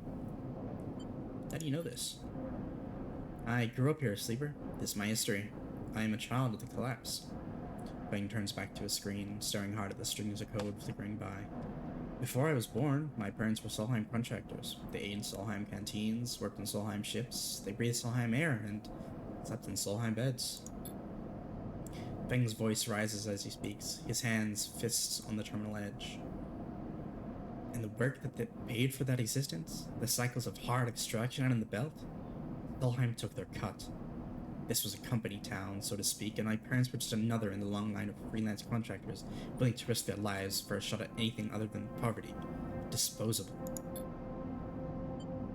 This guy, stabbing at Hardin once again with his finger, strategized all that, did the sums, and then somehow, thousands and thousands of cycles later, is still going here, crawling in the walls like some shithead snake. He survived the revolution. But how? These guys? They were big time. There's a lot of money money can get you if you're a company man. Feng relaxes a little. But how is Hardin still kicking? I really don't know. He turns to you and smiles. So we're going to find out. Hardin's now a big shot in the shipyards, just a few degrees back, around the eye from here. Feng brings up a map of the lower eye. Havenage might be born out of Erlin's revolutionary zeal, but a flat hierarchy it is not. Hardin happened to float to the top. Feng zooms in on the far yards. Feng grimaces. Thing is, I don't have access to those systems. The shipyard crew is pretty paranoid and they don't like anyone from systems sticking around in their stuff. Plus, we need more than just the name of a Solheim executive. We need proof. Feng holds up a thumbnail-sized drive. That's where this location of mine comes in. I call it a ripper worm.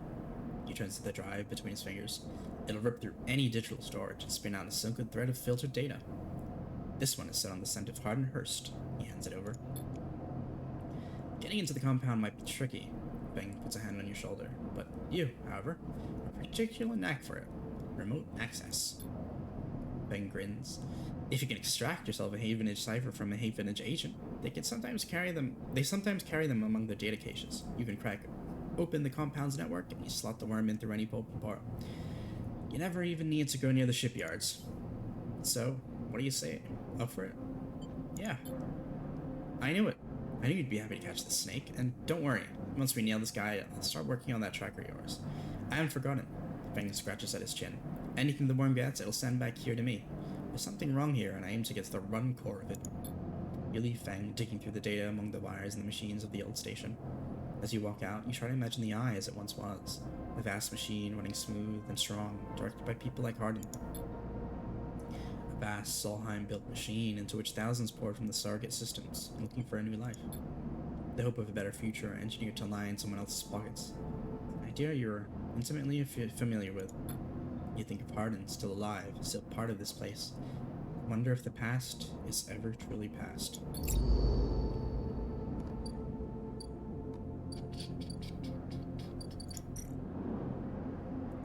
Alright, I'm not really sure what we should be doing right now.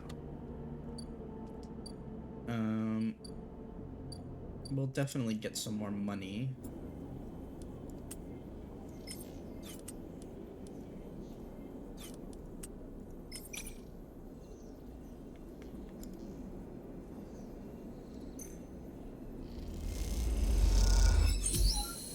Alright. Sweet. We also unlocked a thing. Ooh. Interesting.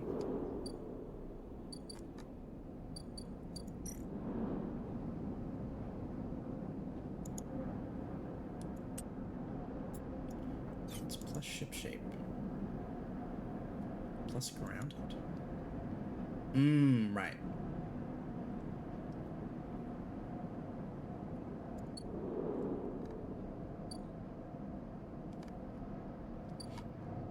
Okay, let's see if there's any more data we can scrounge. What's this?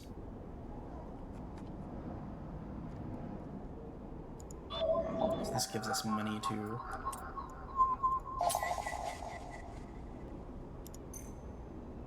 Oh, I think this is just a repeatable thing.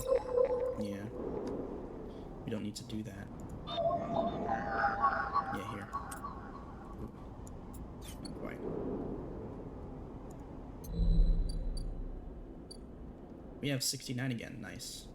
And we're gonna spend it to get into the low end.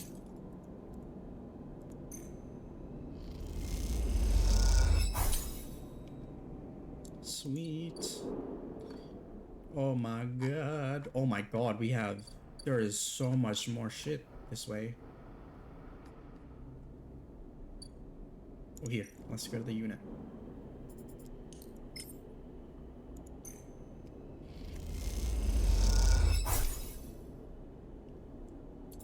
Alright. As you push the door open, the automatic lights flicker on inside the apartment to reveal yellowing plastic panels, the curved shape of a wall-mounted utility units, the detritus of a routine life arranged on every surface. Ugh. All this reading is getting to my throat. I need to grab a drink. I will do that for now. I will be right back.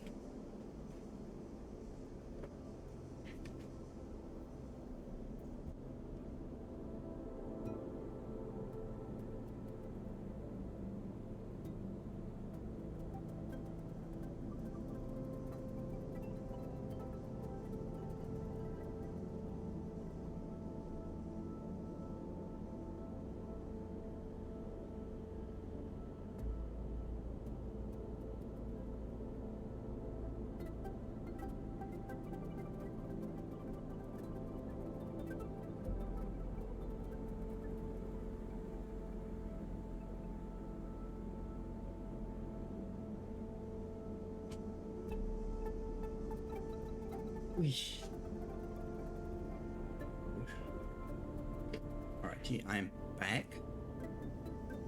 I have a snack with me too. I have some mandarin.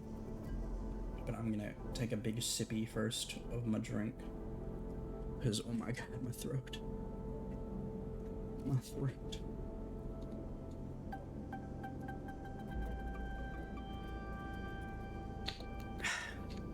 Let's take a break and just chat for now. My throat recovers.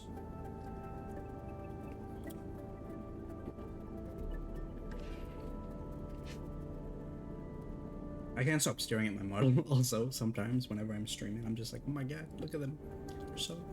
They're so pretty. It still feels wild streaming. It's really nice. Just chilling, doing my own thing. Yeah. Went to Hot Pot earlier today. It was a nice place. It was good for the soul. Felt weird.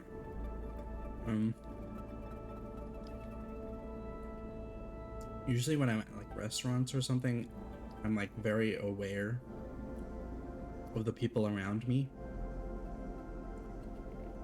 But for some reason, like everything felt hazy today. I felt like I was in my own bubble even inside the restaurant. It was odd. Hasn't happened to me before.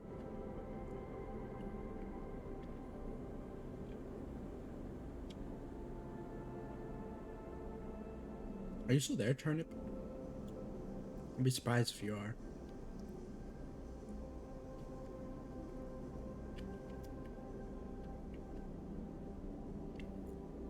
Ooh. Have you just been vibing this whole time?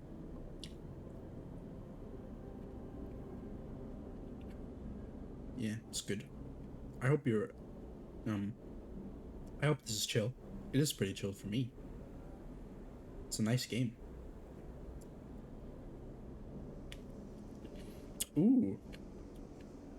I'm glad to be your background, choice of entertainment, I suppose.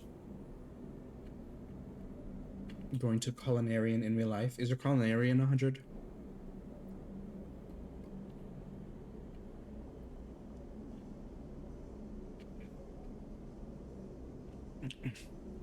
Oof. What is it? 95? It's good enough. You're almost there. You're halfway.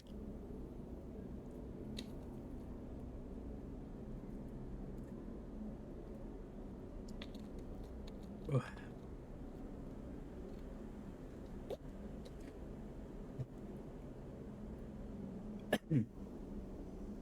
Yes. Let me apply some lip balm and we'll keep going.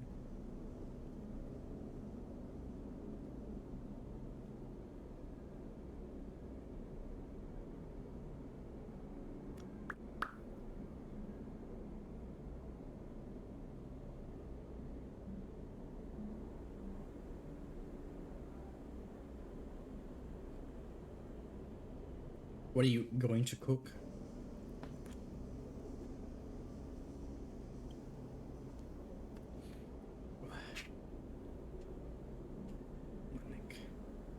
Pasta? Yeah. Fair. I mean, it's such an easy, like form of dish to cook up. It's pasta, do whatever sauce or, like, thingy. It's done.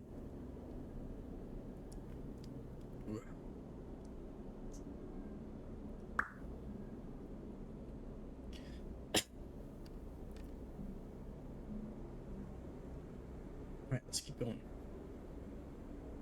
Sure is.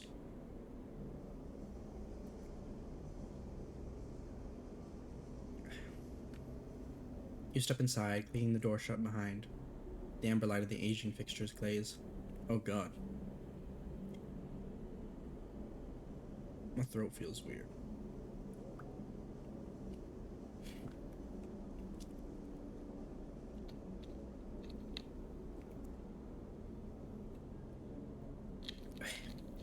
I'm not used to talking so much, it seems. Ugh. I'll just let it rest then. We'll keep playing, but probably be pretty silent. Or just make comments.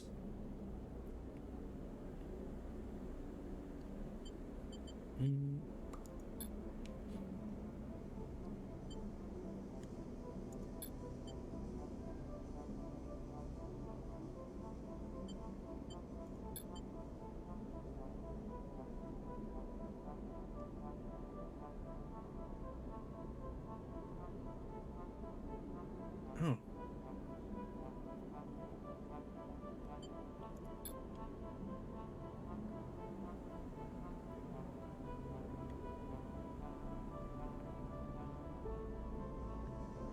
Yeah, sure.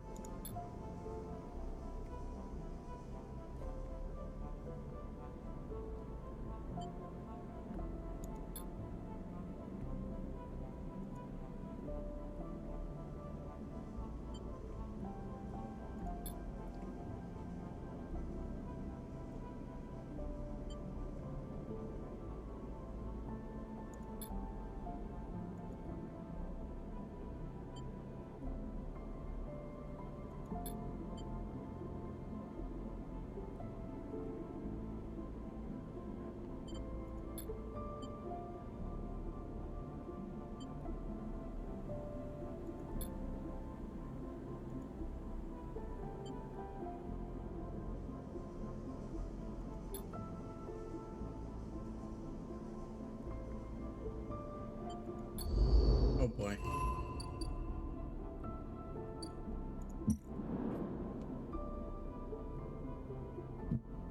Excuse me. Well, I've been collecting these, you lucky bastard.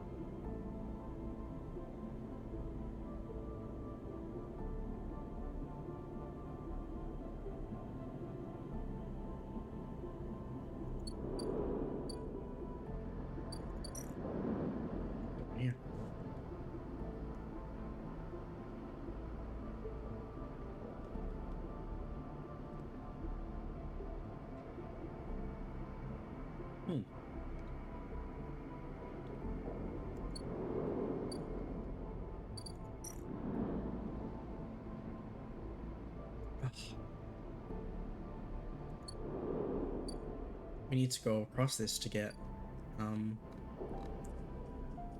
mushrooms.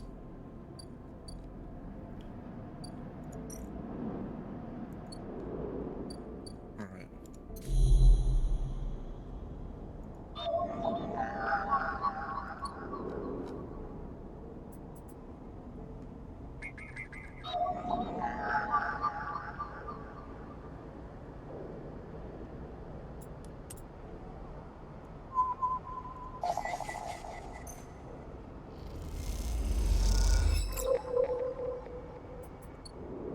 What are these keys for?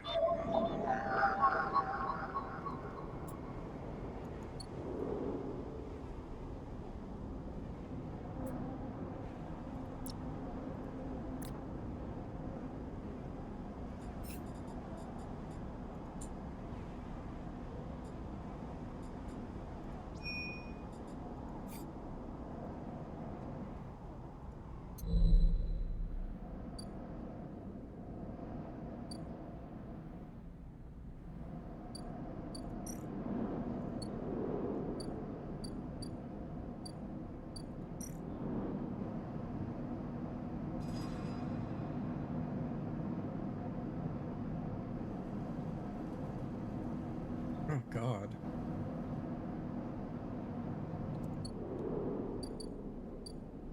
Why? Why doesn't he like me?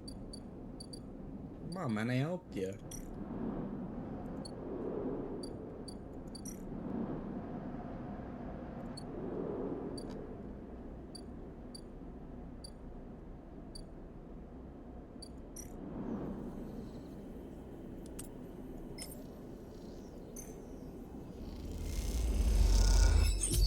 Like, money.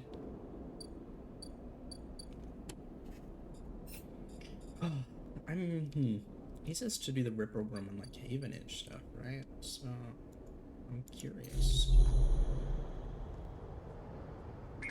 I really don't want there.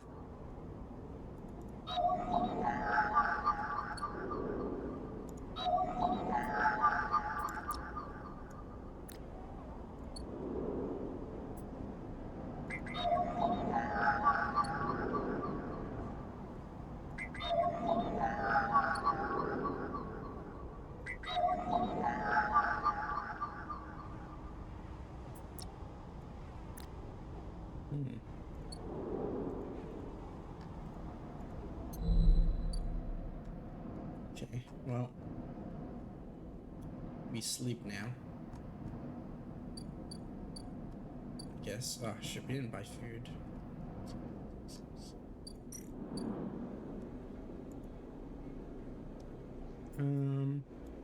Alright. No. Let's see how much it gives us. I think it might give us 2. But we'll see.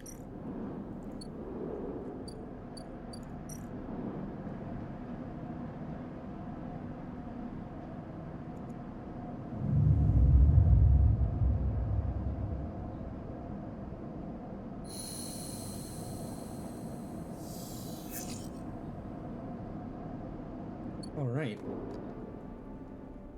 Let's go get one of these. Or Sabine. Our NB friend, supposedly. Where's the, here. Data. Here you go.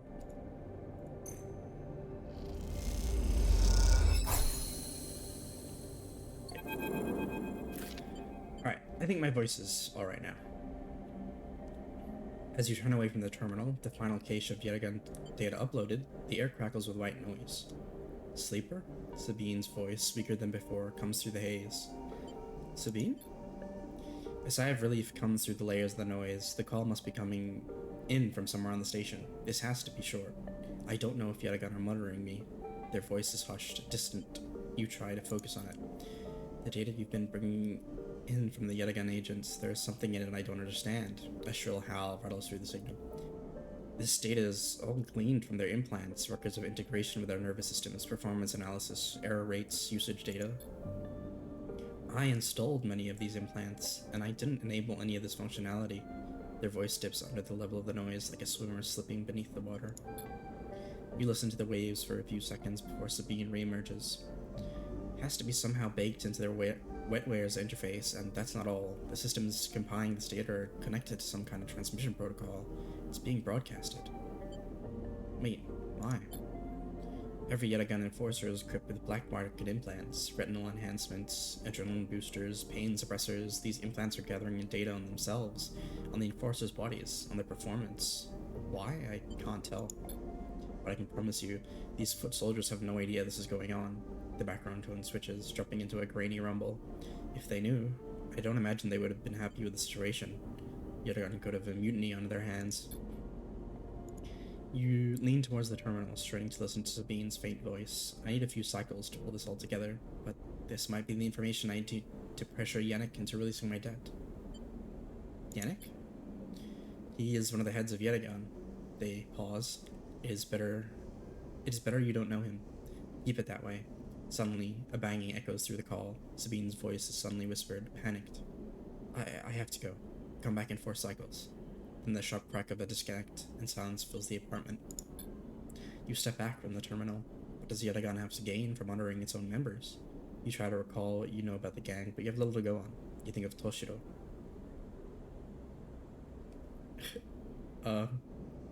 Okay, oblivious George. What does Yatagan have to gain from honoring its own members? You try to recall what you know about the gang, but you have little to go on. You think of Toshiro, Sabine's minder. His mirrored teardrop implants set below hard eyes. What data could they be gathering? And more importantly, where are they sending it? You reflexively rub your forehead, trying to think. Can you really trust Sabine? How did they come to be Yatagan's doctor in the first place? You think of their kindness, their care, but also that glazed look of recognition that they gave you when they first met you. That look stays in your mind as you slip back out of the apartment, glancing around as you close it up and drift into the corridors of the station, unable to shake the unpleasant sensation of being observed. Alright. I don't really either, if I'm being honest.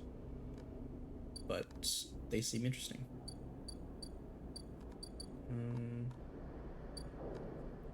Right, we need to get money to get to the other side to grab the shrooms. But in that, I'm not really sure what to do. Oh, we should grab food.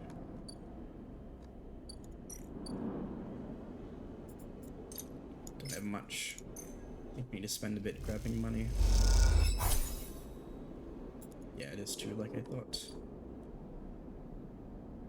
Oh, now it's uneven. Yikes. What is this?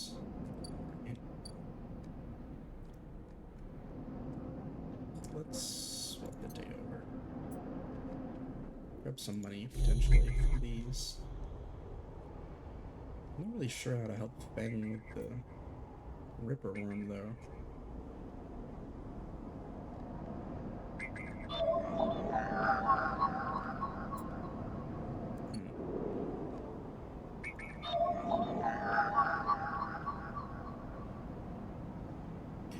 Alright, this seems interesting.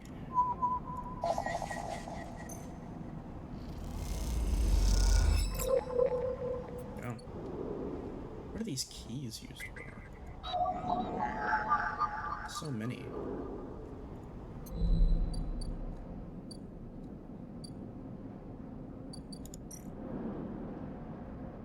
I see. Well, let's grind a little bit then.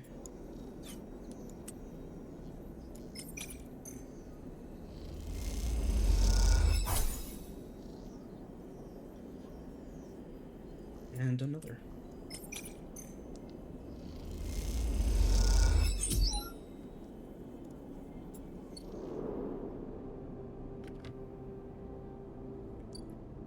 Okay. Time is up. Alrighty. Still got a bit to go. Let's head to bed.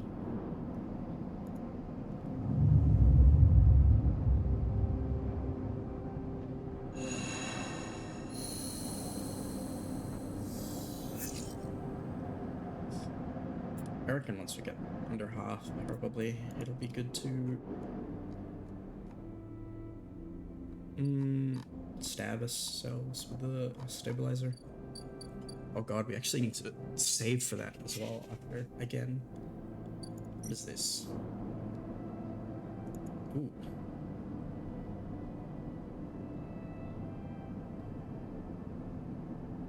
Oh.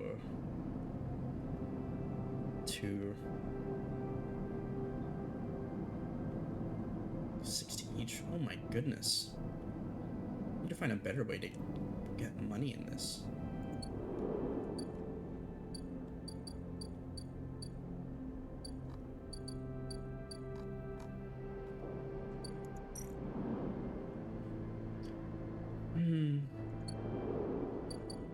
I also want to explore a bit more. And 4 cycles, they said, yeah.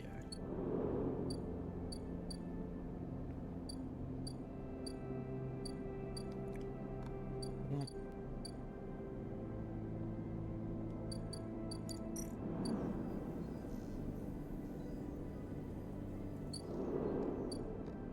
yes. Again, just money or. But also Drago's thing is, he's getting a little bit annoyed.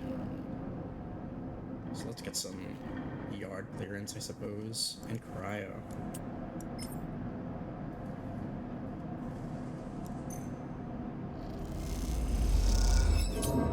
Oof. It's fine, it's fine. Get some money with it too.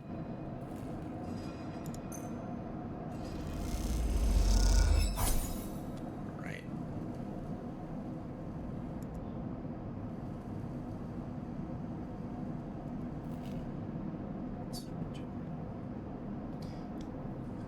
Oh god. I need to somehow grind that out.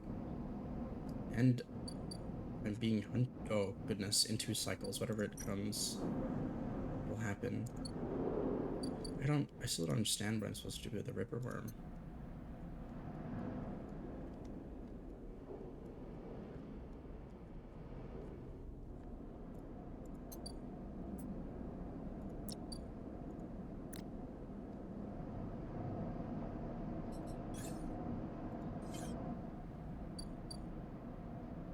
Can I talk to him?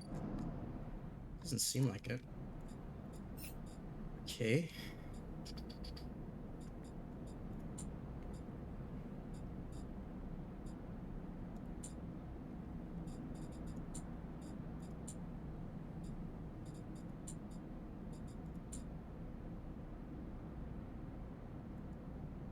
Interesting. We need to buy food.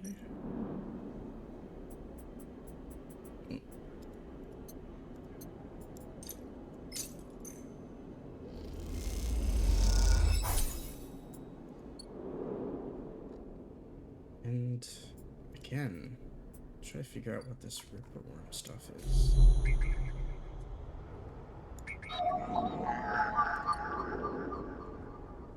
Get money from these, but these are just like the Yaragon data. Havenage. Hunter's coming again as well.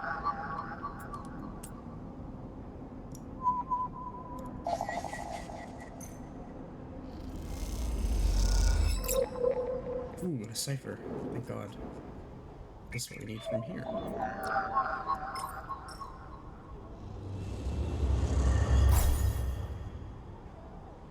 Alright. Hunter's almost back. Oh, and a Ripper Worm. Finally. Godspeed, little one.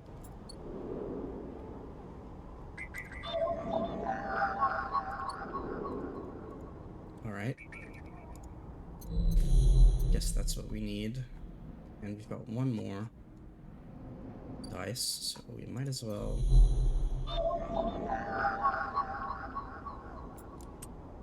use it.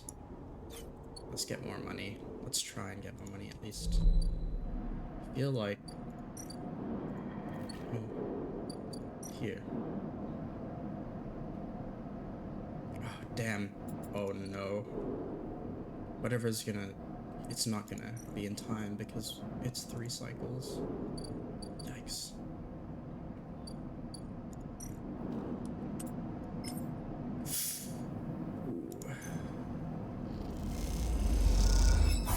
Oof. Alright. Well, all we can do is sleep. Alrighty. Good eats, turnip. Good eats.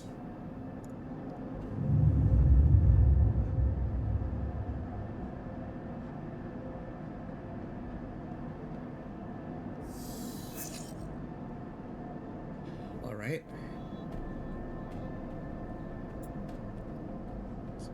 I think we should definitely do the stabilizer now.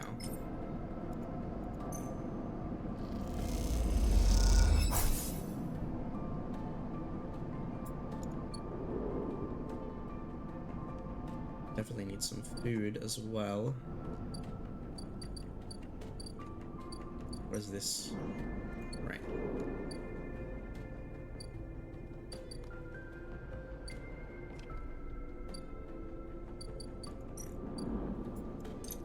Bungus.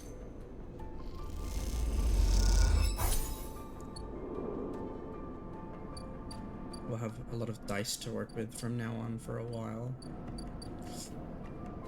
Whatever's coming is coming. Nothing I can do about it.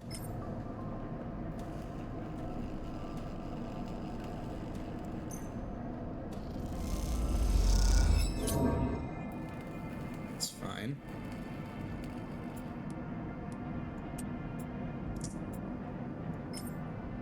We need to get this yard clearance because I feel like Dragos is just gonna fuck me over somehow.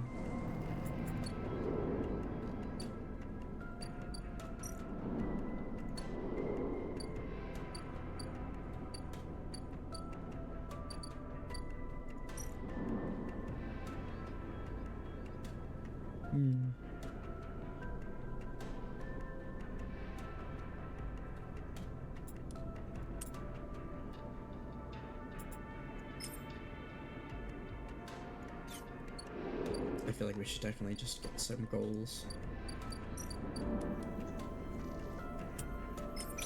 Oh god. Win that 50-50. We win those. Yes. Sleep time it is. And then more dice to work with, and we're gonna get hunted.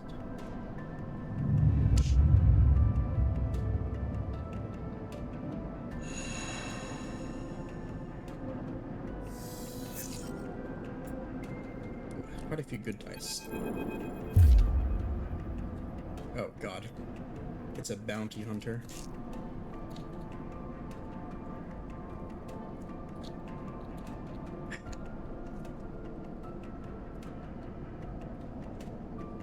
Hold it there, sleeper.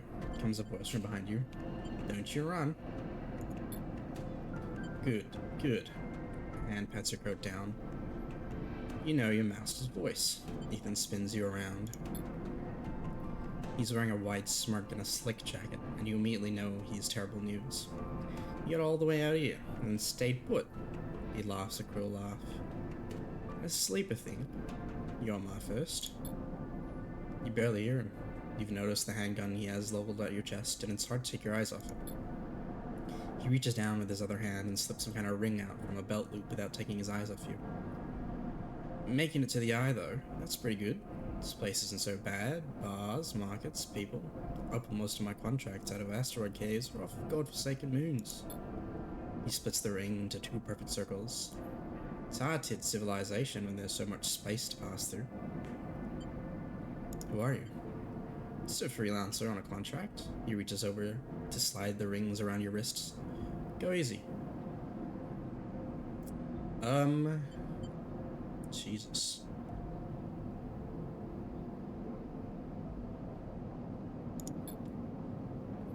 Good. You've got the idea. He grins. It's over. Ethan nudges you to start walking.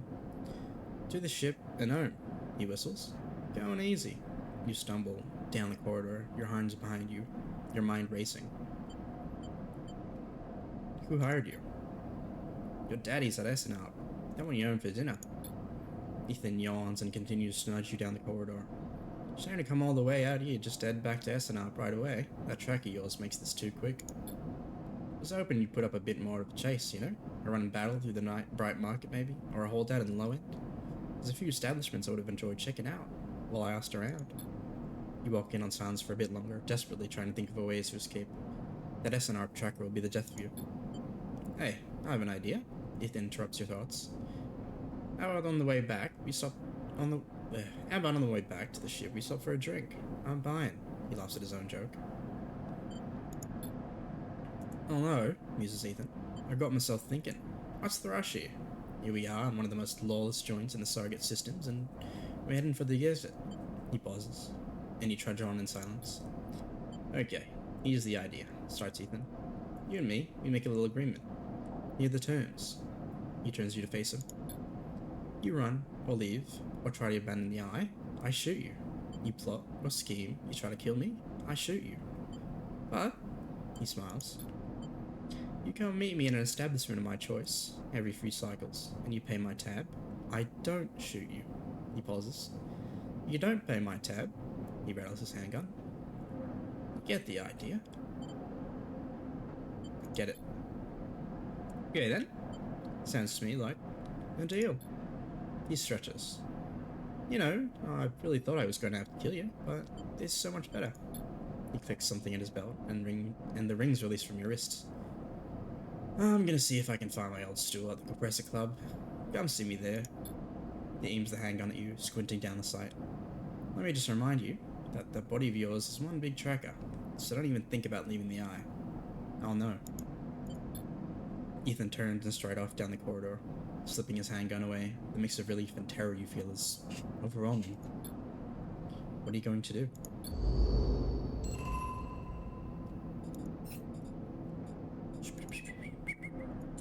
Alright.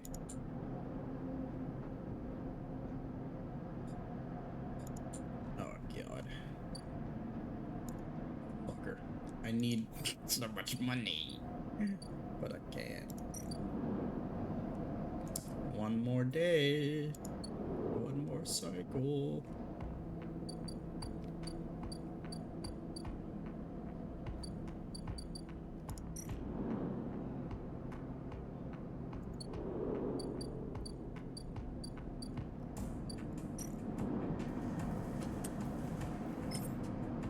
Oh shit, we should look at a... Oh shit, it's one more cycle? Okay. Everything's just one more cycle. How much is this again? 150, right?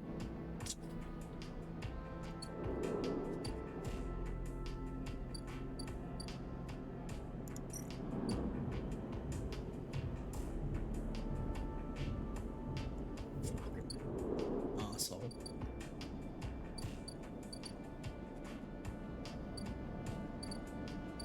Alright, well, we don't need another guy on my ass, so let's keep it going. Let's do 5 because we need more yard clearance. Sweet. Fuck it. Shit. It's alright.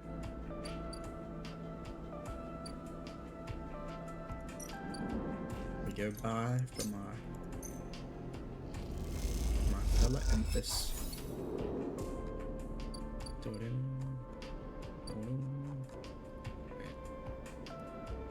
Well, I feel like we should just keep going with this.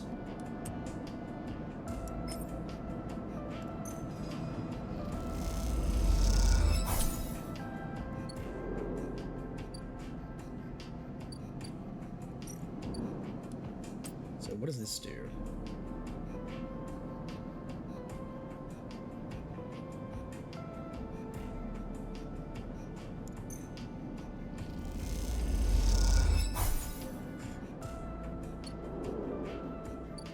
And should we do another shipyard thing? Nah, I guess we should.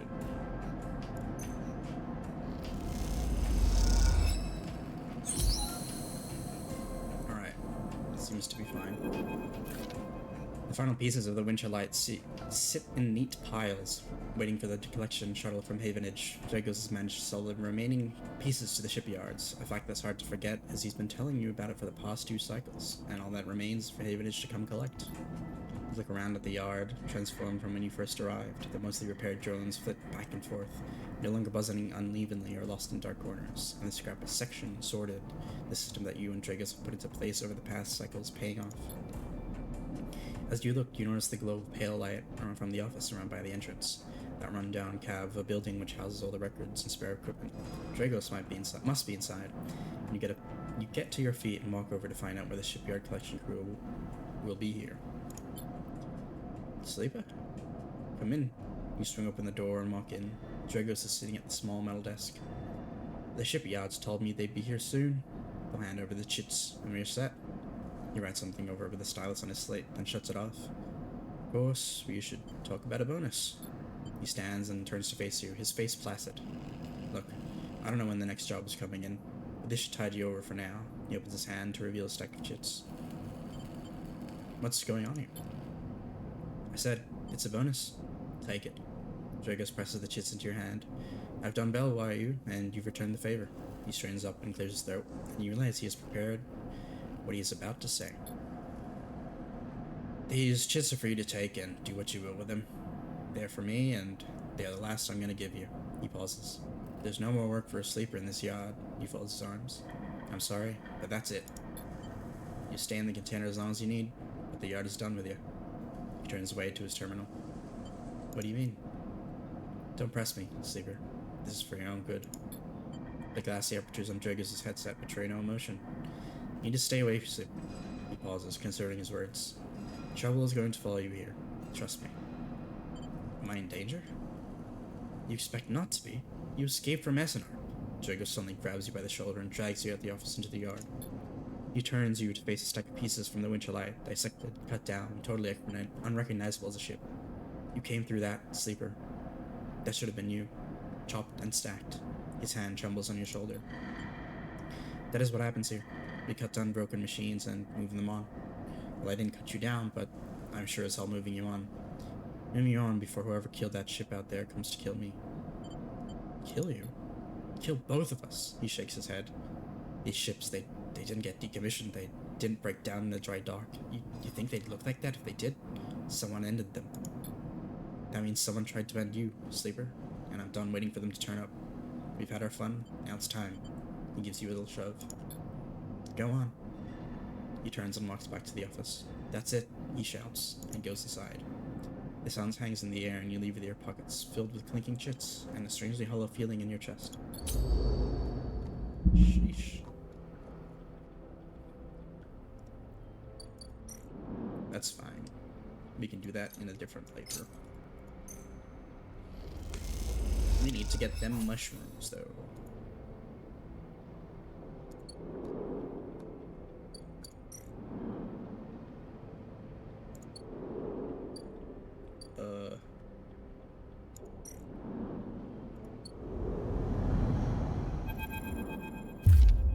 As you step out into the passageway, someone barrels into you from behind, sending you stumbling down the corridor. You turn to see an unfamiliar spacer, laden with heavy gear. She steadies herself, staring you down as if daring you to respond. Sorry. She adjusts a strap on her shoulder, holding up a hand in recognition before setting off down the corridor. You better not have robbed me. I'm sorry for her. The second spacer smiles at you apologetically. She's on a mission, and when she's on a mission... They shrug. Not a problem. They smile. You're sweet. Peek. Ash stands further down the corridor, glowering at her friend. She chops at the air, pointing down the corridor to whatever end she is rushing to. Peek raises their eyebrows at you. Ash, please. Do you want everyone on the station to hate us? Ash hardens. They want to hate us. They can hate us. She drops her hip. Not exactly seeing much love as it is. We're lucky we got through before they set up that damn cordon. Peak sighs. This station isn't Hawthorne. Everyone isn't yoked to the same corporate protocols. Esh sighs. I'm not saying they are part of the administration. She jerks her head in your direction. But I am saying we need to get these supplies to the Briar before someone else starts asking questions. Can I help? Peak smiles slyly. See, Ash, help. Isn't that exactly what we need right now? Peak. Ash rolls her eyes. Peak ignores her. We are with the refugees, the ones Havenedge have cornered off from entering the station. Ash interrupts. The ones that are being quarantined in makeshift vessels that barely made it to the eye to begin with. The ones that your station administrators have called existential risk and are running out of supplies while their right to safety is being debated by people with no stake in their future. She quickly looks away, annoyed at her own outburst. Peak sighs. She's right. People are trapped out there, and they turn to Esh. We understand this is a big problem for the Eye. Hundreds of refugees and more ships turning up each cycle. But they hold a hand up to stop Esh interrupting. But Esh turns away, her burning anger in a palpable force in the close quarters of the corridor. They need supplies, and after everything they've been through, the quarantine isn't helping, Peak finishes. That's terrible. Esh looks back at you, her fierceness fading. Peak, please. Esh gathers herself and supplies. Esh, we need help. Just like the refugees needed us, we needed others too. They smile at her. Peak turns to you. Come find us. The climbing briar is docked at the broken spoke, past the greenway in the wastes. We have a good view of the cordon, though we are keeping our distance for now. Come help us. They squeeze your hand. Esh turns to leave and Peak follows, waving goodbye. A moment later, Esh shouts back down the corridor. Don't bother coming empty-handed. You want help? Show us. Bring supplies or don't come at all. And with that, they disappear through the corner. Esh already picking up speed as Peak calls for her to slow down. A refugee flotilla. Where are they coming from? Why now? Each time you think you begin to understand this place, something changes.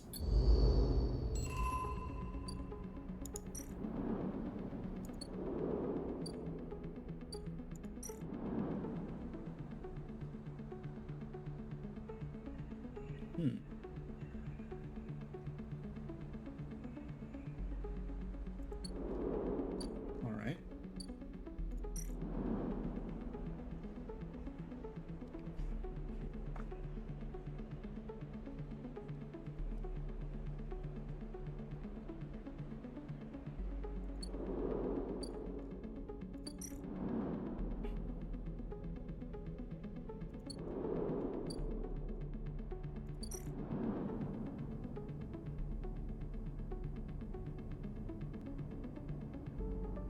Oh.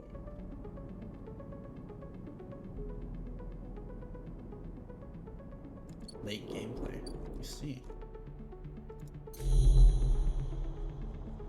Anything interesting? Oh god. Yeah, it's true. Interesting. Well, we need to go get some mushrooms. But the Ripper Worm, this bastard, and Sabine. You've got a lot for tomorrow.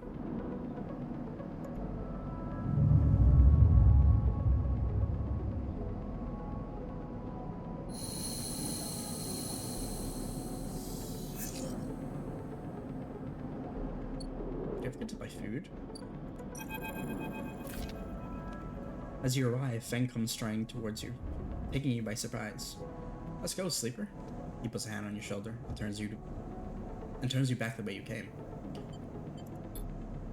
He steps into the passageway, guiding you down towards the shipyard. Sorry for the hurry, but we have something of an opportunity. That data you ripped, well done, by the way. He grins. Tells me Harden is making a rare inspection of the sidereal horizon this cycle. It's the perfect chance to confront him outside of a compound that he hides in. Feng takes a sharp turn onto a dimly lit side passage. Sidereal horizon. Still catching up? That's the massive colony ship being built out on the shipyard. Biggest commission Havenedge has ever had. Feng slowly slows and slips into a dark service tunnel where somewhere in the back a water pipe drips. It's him, Sleeper, the same Hardin Hurst. Our worm ripped out decades of records that mentioned him by name, an entire trail of documentation from the first days of the Solheim collapse until now. He wrote out the whole thing, slipped into Havenage when it first broke off from the Union. He paces into the tunnel, a hand rubbing at the back of his head. I need you to understand something about Solheim, Sleeper. I don't know what you know about the collapse, but it wasn't as instant as it sounds. It wasn't like Solheim was here, running the station one day, then the next, Erland's Union took power. Back then, Solheim knew this place was slipping away from them. As the Palladium market collapsed, they tried to keep the contractors here working. The pay got smaller, the costs higher, people like my parents were forced to work non-stop just to keep a berth on the station and water in their tanks. Solheim squeezed every last worker until the mistakes, the accidents, were coming in non-stop. And as new waves of contractors came in desperate to work, Solheim welcomed them, taking bribes instead of checking pilot licenses. The whole time, Solheim was folding up, dragged into court cases in the central systems, with the severed limb of the station still desperately tried to take all it could. The riots came after the collision at Dock 2. A young pilot, his MEV, overloaded with palladium, miscalculated his trajectory and took out a section of the ring. Hundreds died, thousands panicked. My parents told me people were terrified, and the blame fell squarely on Solheim. People like to tell stories about Erland, how he brought the factions together, spoke to the crowds, turfed out Solheim. Maybe that's true. But my mother, pregnant with me, locked herself in their MEV and welded it to the dock, while my father joined the improvised crews trying to seal up the ragged edges of the gap. He never came back. Feng pauses in the dark. They sealed it up, though, and by the time they did, Solheim was gone, abandoning every one of us to the black. Apart, Feng finally turns back to you now, his eyes burning. From shits like Hardin. Shits who held their place, rode it out, and slipped into the new structure like nothing had changed, standing shoulder to shoulder with those they had exploited at every step. Feng starts walking again. That's why I can't just let him strut about the shipyard. This time, his past catches up with him.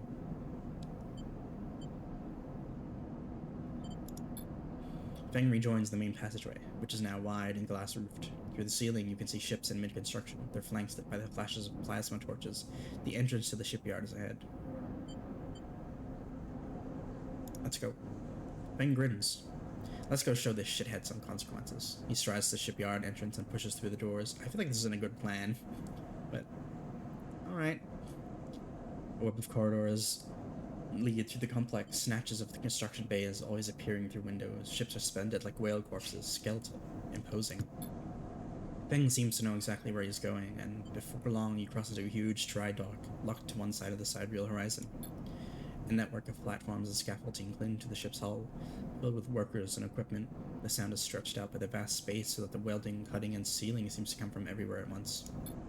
Both you and Feng spot them at the same time, a group walking slowly across a gantry. At the front, two men, one gesturing towards the ship, and the other stick-thin, cleanly dressed, with a shock of gray hair. Hardin. You and Feng say his name in unison, and Feng sets off up the staircase to the gantry, with you following behind. As you come to the same level, the group is passing closer, the foreman gesturing to the work done being throughout the dock, and Hardin nodding along. Hardin Hurst, Feng shouts across the noise, taking you by surprise. His voice bounces and comes back into a rippling echo. The figures turn. Yes? Hardin asks quizzically, raising an eyebrow. He glances between you and Feng, and you see his gaze linger on your body, unsure of why a sleeper might be in this place. You're a traitor, Hardin, a Solheim executive who tried to hide here among its victims. Feng's voice is steady, strong. You stand for everything the Eye was rebuilt in the shadow of, against everything Erland stood for, everything Havenage stands for. You have no place on this station. For a moment, stillness descends on the group as if everyone was held in place by the rattle of construction. Hardin laughs. Well, good to meet you too. He glances around at those around him. Some are smiling and the others nervous. You're from the systems branch, are you not? Asks Hardin, inspecting Feng's clothing. Feng turns to the foreman. You need to call your security. This man is a corporate agent. The foreman glances between Feng and Hardin, his hand drumming at his sides. Hardin leans towards him and says something inaudible. The foreman nods. It's true. As you begin speaking, Hardin turns his attention to you. And what does Sleeper know about that? You accuse me of being a corporate agent? What are you, if not exactly that? He looks around at the group, who are already eyeing you with suspicion. You are a product of SNRP. You have no place in the Haven shipyard. Who knows what signals you are sending back to your makers? A murmur of approval runs through the group. Feng holds up a stick of memory. You guessed right. I am Systems, and I have records that link you directly to Solheim here. He turns to the foreman again. So once again, I'm asking you to take this man into the custody of the shipyard. The foreman remains still. Martin's voice is calm, measured. If you have such data, why hasn't it been submitted at a members' meeting for proper review? He shakes his head. I have nothing to hide, unlike a man who doesn't announce his name, who enters my shipyard with corporate property in tow, and tries to turn my own men against me. You hear it now, the echoing sound of boots on walkways coming from all angles at once, and then settling behind you. Please, says Hardin, submit the data through the correct channels, then we can talk. For now, however, you must leave. He gestures behind you to the security detail, their hands on boxy black sidearms at their sides. Feng spits. Hardin, you shithead, you can't wriggle out of this one. A security officer draws their weapon and levels it. Feng turns and stares him down. You look at Feng. He shakes his head and puts a hand on your shoulder. Let's go, says Feng, and he pushes through security, heading back down the walkway. Once security has walked you out of the shipyard and nudged you back into the corridor, Feng picks up pace. You try to keep up as he slips up into the shadows of an entrance. Feng is grinning ear to ear. You know, Sleeper, sometimes people are exactly how you expect them to be. Something pings in his pocket and he takes it out. On the slate, a web of connections starts drawing itself out, stretching to a set of points around the ring. Got him, mutters Feng. What's going on? Hardin's doing what any snaky shithead always does, calling his friends. We are tracking his outgoing messages. Feng's grin looks ghostly in the uplight of his screen. The old ways are best. Spook them good enough, and they'll give the game away. He jabs at the slate, and you see the web is being drawn over a map of the ring, lines bouncing from point to point. All these dots? These are Hardin's buddies, the ones he's messaging right now, and we're going to find them all. You tricked me? Not exactly. You did good. Feng glances around and slips the slate back into his pocket. Better split for now, Sleeper, but this is exactly what we need. Good hunting. With a pat on your shoulder, Feng drifts away, back into the flow of people around the shipyard entrance. You watch him go, unsure whether to be angry or impressed.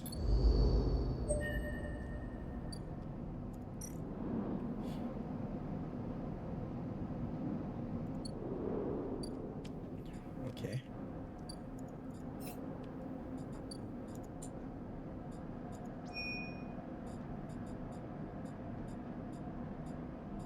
Well.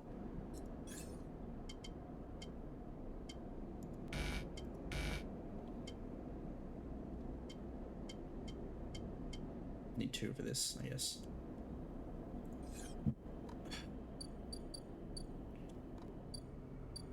Sabine. 4 cycles, Sabine said, and here you are, right on time, with no sign of them. You wait a while in the apartment, the dread descending as the cycle spins onward. They should be here. You check and double the terminal for messages or recordings. Nothing, just the pale glow, the silence. You pace back and forth around the apartment, the rumbling of the station suddenly so present and loud. You go to the door and open it. To an empty corridor, you close it again. You try to settle down, to wait. You sit on the bunk and stare out at the tiny room. Where the hell are they? A knock at the door. Another knock. A figure stands in the door, and immediately you know it's not Sabine. They are taller, sharper, and something in their face glints in the half-light. A dark shape, like a stubby baton, hangs loosely from her hand.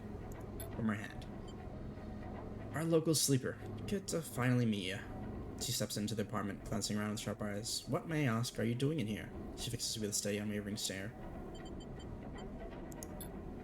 This would be much more pleasant if you remained friendly, don't you think? She walks past you into the apartment, glancing around. I like their fit. It's sick. We set them up here, you know. This place is one of ours. She picks up a glass from the dispenser and inspects it. People always seem to forget who put them where they are. She glances at you. I suppose you're here to help?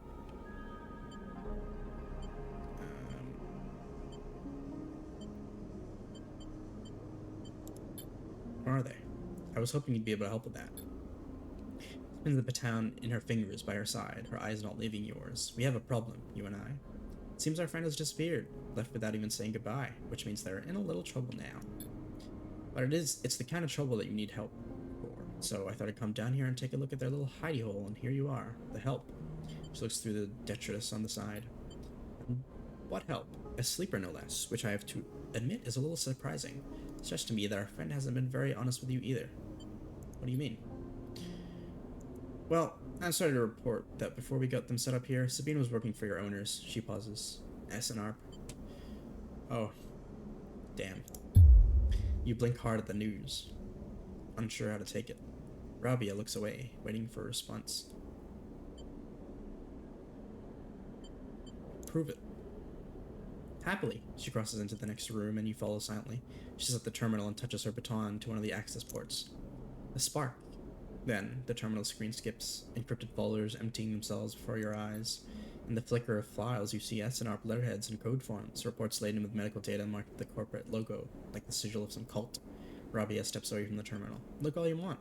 Some of your files may even be there. The volume of documents is overwhelming, but they seem to be mostly reports on early emulation tests, surveys with secret candidates, reams and reams of usage data. If Sabine was an SNR employee, why did they help you? Rabia reaches over and places a vial stabilizer on the desk, breaking your concentration. It shimmers in the screen light.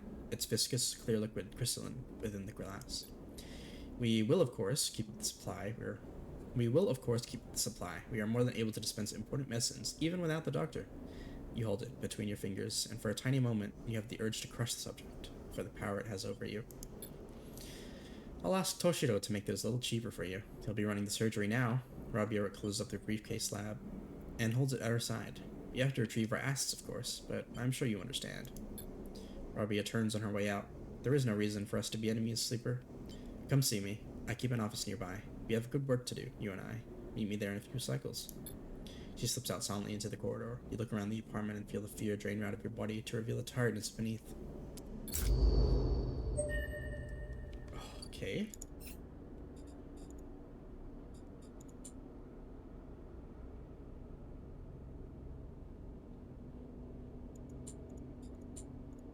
Interesting.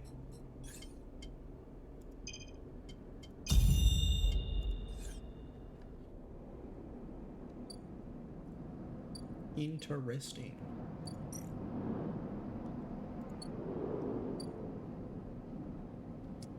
I will probably do 1 or 2 more cycles, and then we shall end the stream.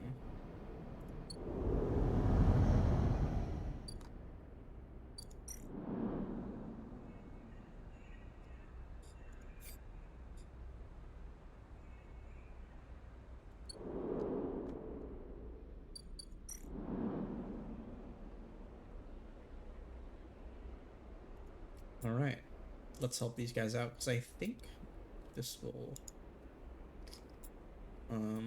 get us mushrooms, I hope.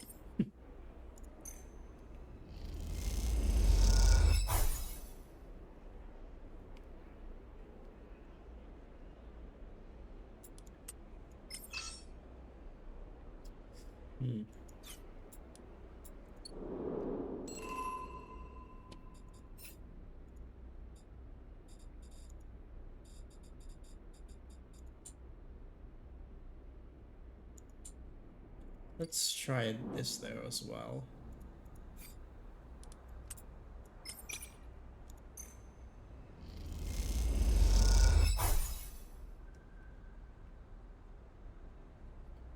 Right.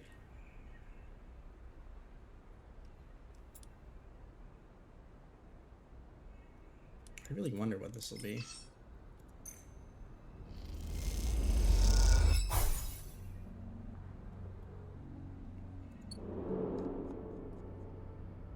Let's reroll.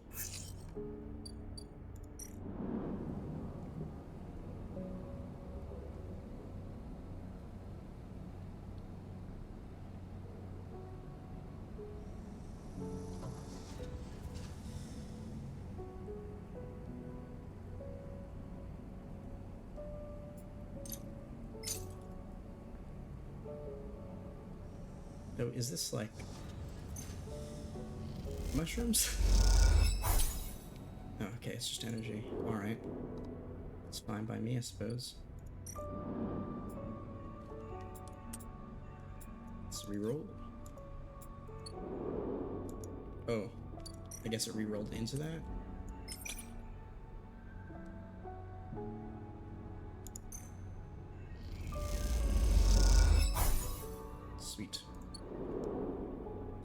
Oh, mushrooms.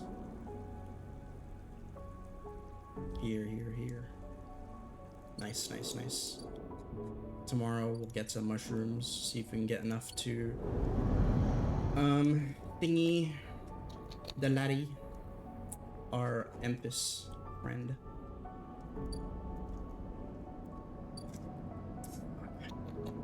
You have to pay that guy's tab too. Ooh. This is going to be tough.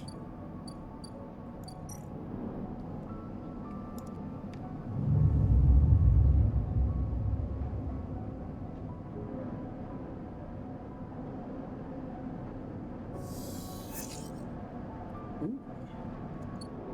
We have got a lot of good dice. Alright.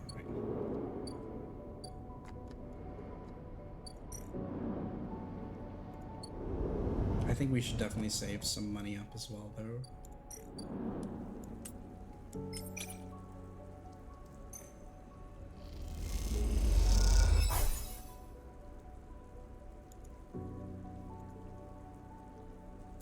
Need roll caps, give them to me, please. No.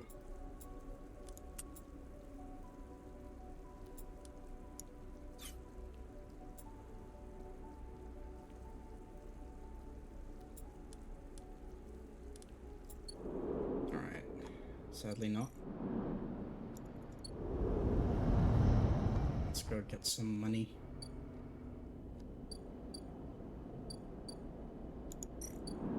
How much are these now? 80. Come on, man.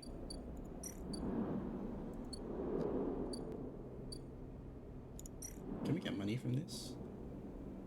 No, not quite.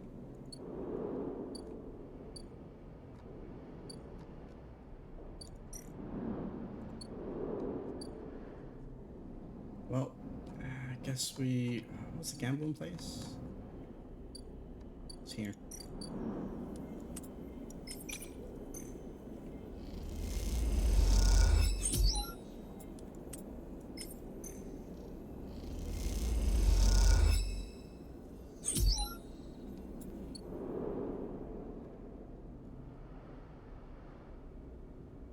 Right. There's these two that we should try and be doing.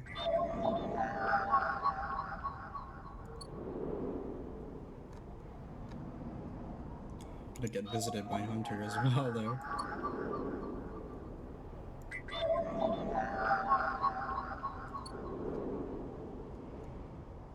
Alright.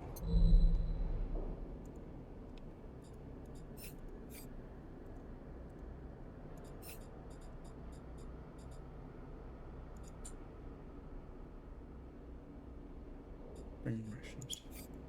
I see. Well, home time. What's here?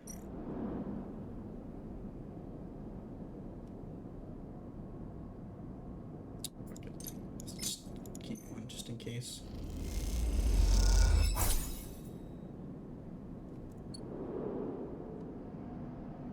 Alrighty. Oh. What's this? Aikita is crouched in the computing core of the Empress, swearing to herself when you enter. She doesn't look up. These shits completely ruin the core's connectors when they cut it. She holds up a thick fistful of ragged wires. The ship mine they won't even be usable without replacing these. She throws a bundle of wires across the room. Amateurs. Who took it? She stands. If I knew, do you think I'd be waiting around here? Waiting around in here rather than out there with my boot in their neck? She sighs. Yatagan? Some spacer crew? No way to know, but they got in with one of my crew's access chips, so they either killed him, robbed him, or he was in on it. No good options. Ankita climbs out of the cooling well where the ship mine should be, the space suddenly crowded with her on the same level as you, towering over you as she stoops beneath the low curved ceiling. Come on, nothing to be done here now. She leads you back to the guts of the Amber. Though you could find the way back yourself, the repair process left you familiar with the cutter's idiosyncratic layout, all diagonal angles and bubbled tubes. What do we do now? Ankia seems lost in thought, and you focus on the corridors, ducking below conduits and passing through the bulkheads. Eventually you arrive in the galley, though it's hard to tell. Most of the benches and prep surfaces are covered in half-stripped components and welded hull patches. Ankita shoves a box of filters to the room and sits. There's no way around it. She sets out of nowhere. We need a new ship mind. Where from? Scrap freighter or exchange, hell, found in the overlooked bathroom. It doesn't matter where, just matters where you get one. She rubs her forehead. It seems I'm about to do something very stupid, but hey, I came here, didn't I? Why not make a run with it? She fixes you with a hard stare. Sleeper, you're all I've got. No crew, no friends, you're it. She looks uncomfortable. I appreciate the time you've put in on the Amber, and I'm sure she would too, if she could. What I'm saying is, if you screw me on this, I will kill you. She leans over and hands you a stack of chits. A big stack of chits. You don't dare to count them. Get me that ship mind, Sleeper. Don't make me regret this. But she sighs. Look, just get out of here before I change my mind. You slip out of the galley and head back towards the main lock. As you do, Amber growls and creaks like a caged animal. You reach a hand out to calm her. Time to find Ankita's ship mind, somehow. Oh god. What do we need?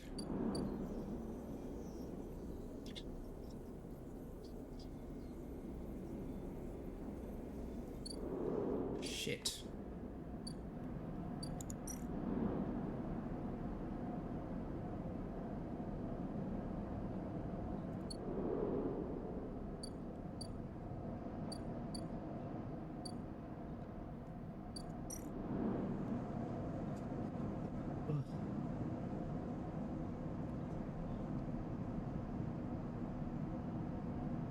God. I'm screwed. I think. I'm bloody screwed.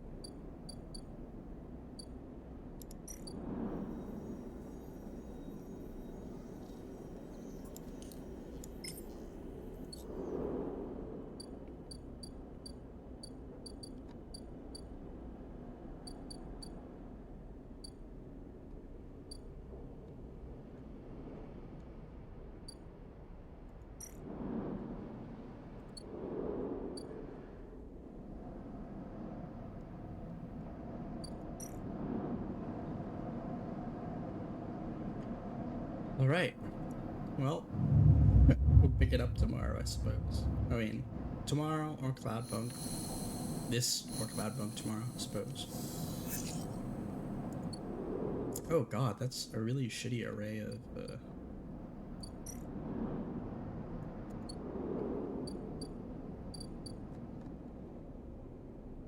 things. God, I'm gonna have to pay him soon. And this bastard has just disappeared.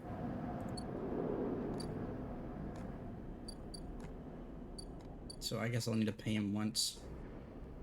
Plus I need to do this. Right. Let's go to menu. Oh.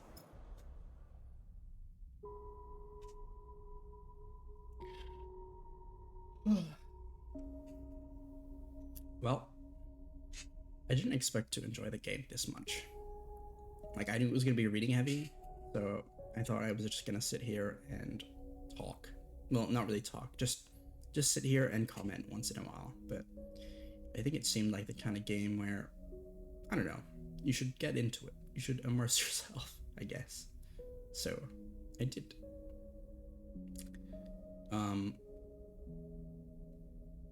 I'm unsure when we'll pick it back up again, because, I don't know, depending on how I feel tomorrow, it'll be Cloudpunk or this. So, could be Cloudpunk or this. It was really fun, though. Didn't expect... Yeah, I mean, I said it before.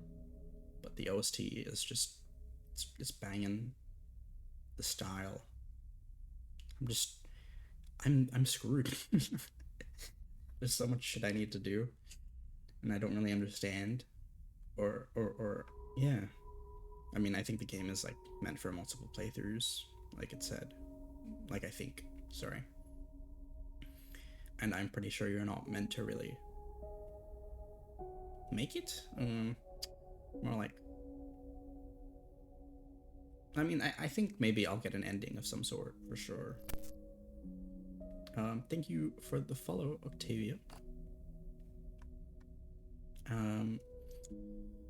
And yeah, pick this up next time, to be honest.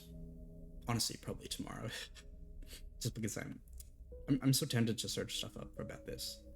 Just like, what do I do to get a ship mined or whatever? Because there was that thing before, we didn't have enough money to get like components for it, and it was 2. Hello, Octavia. But yeah.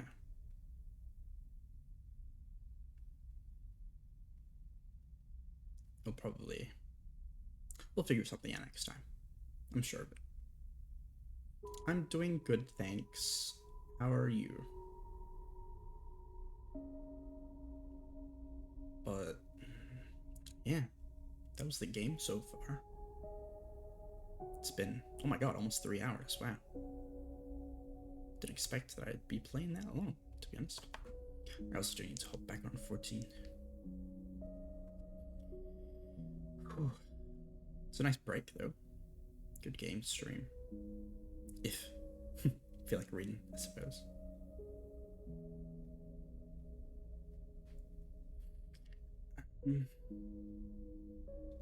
Yeah, I'll probably end things here now.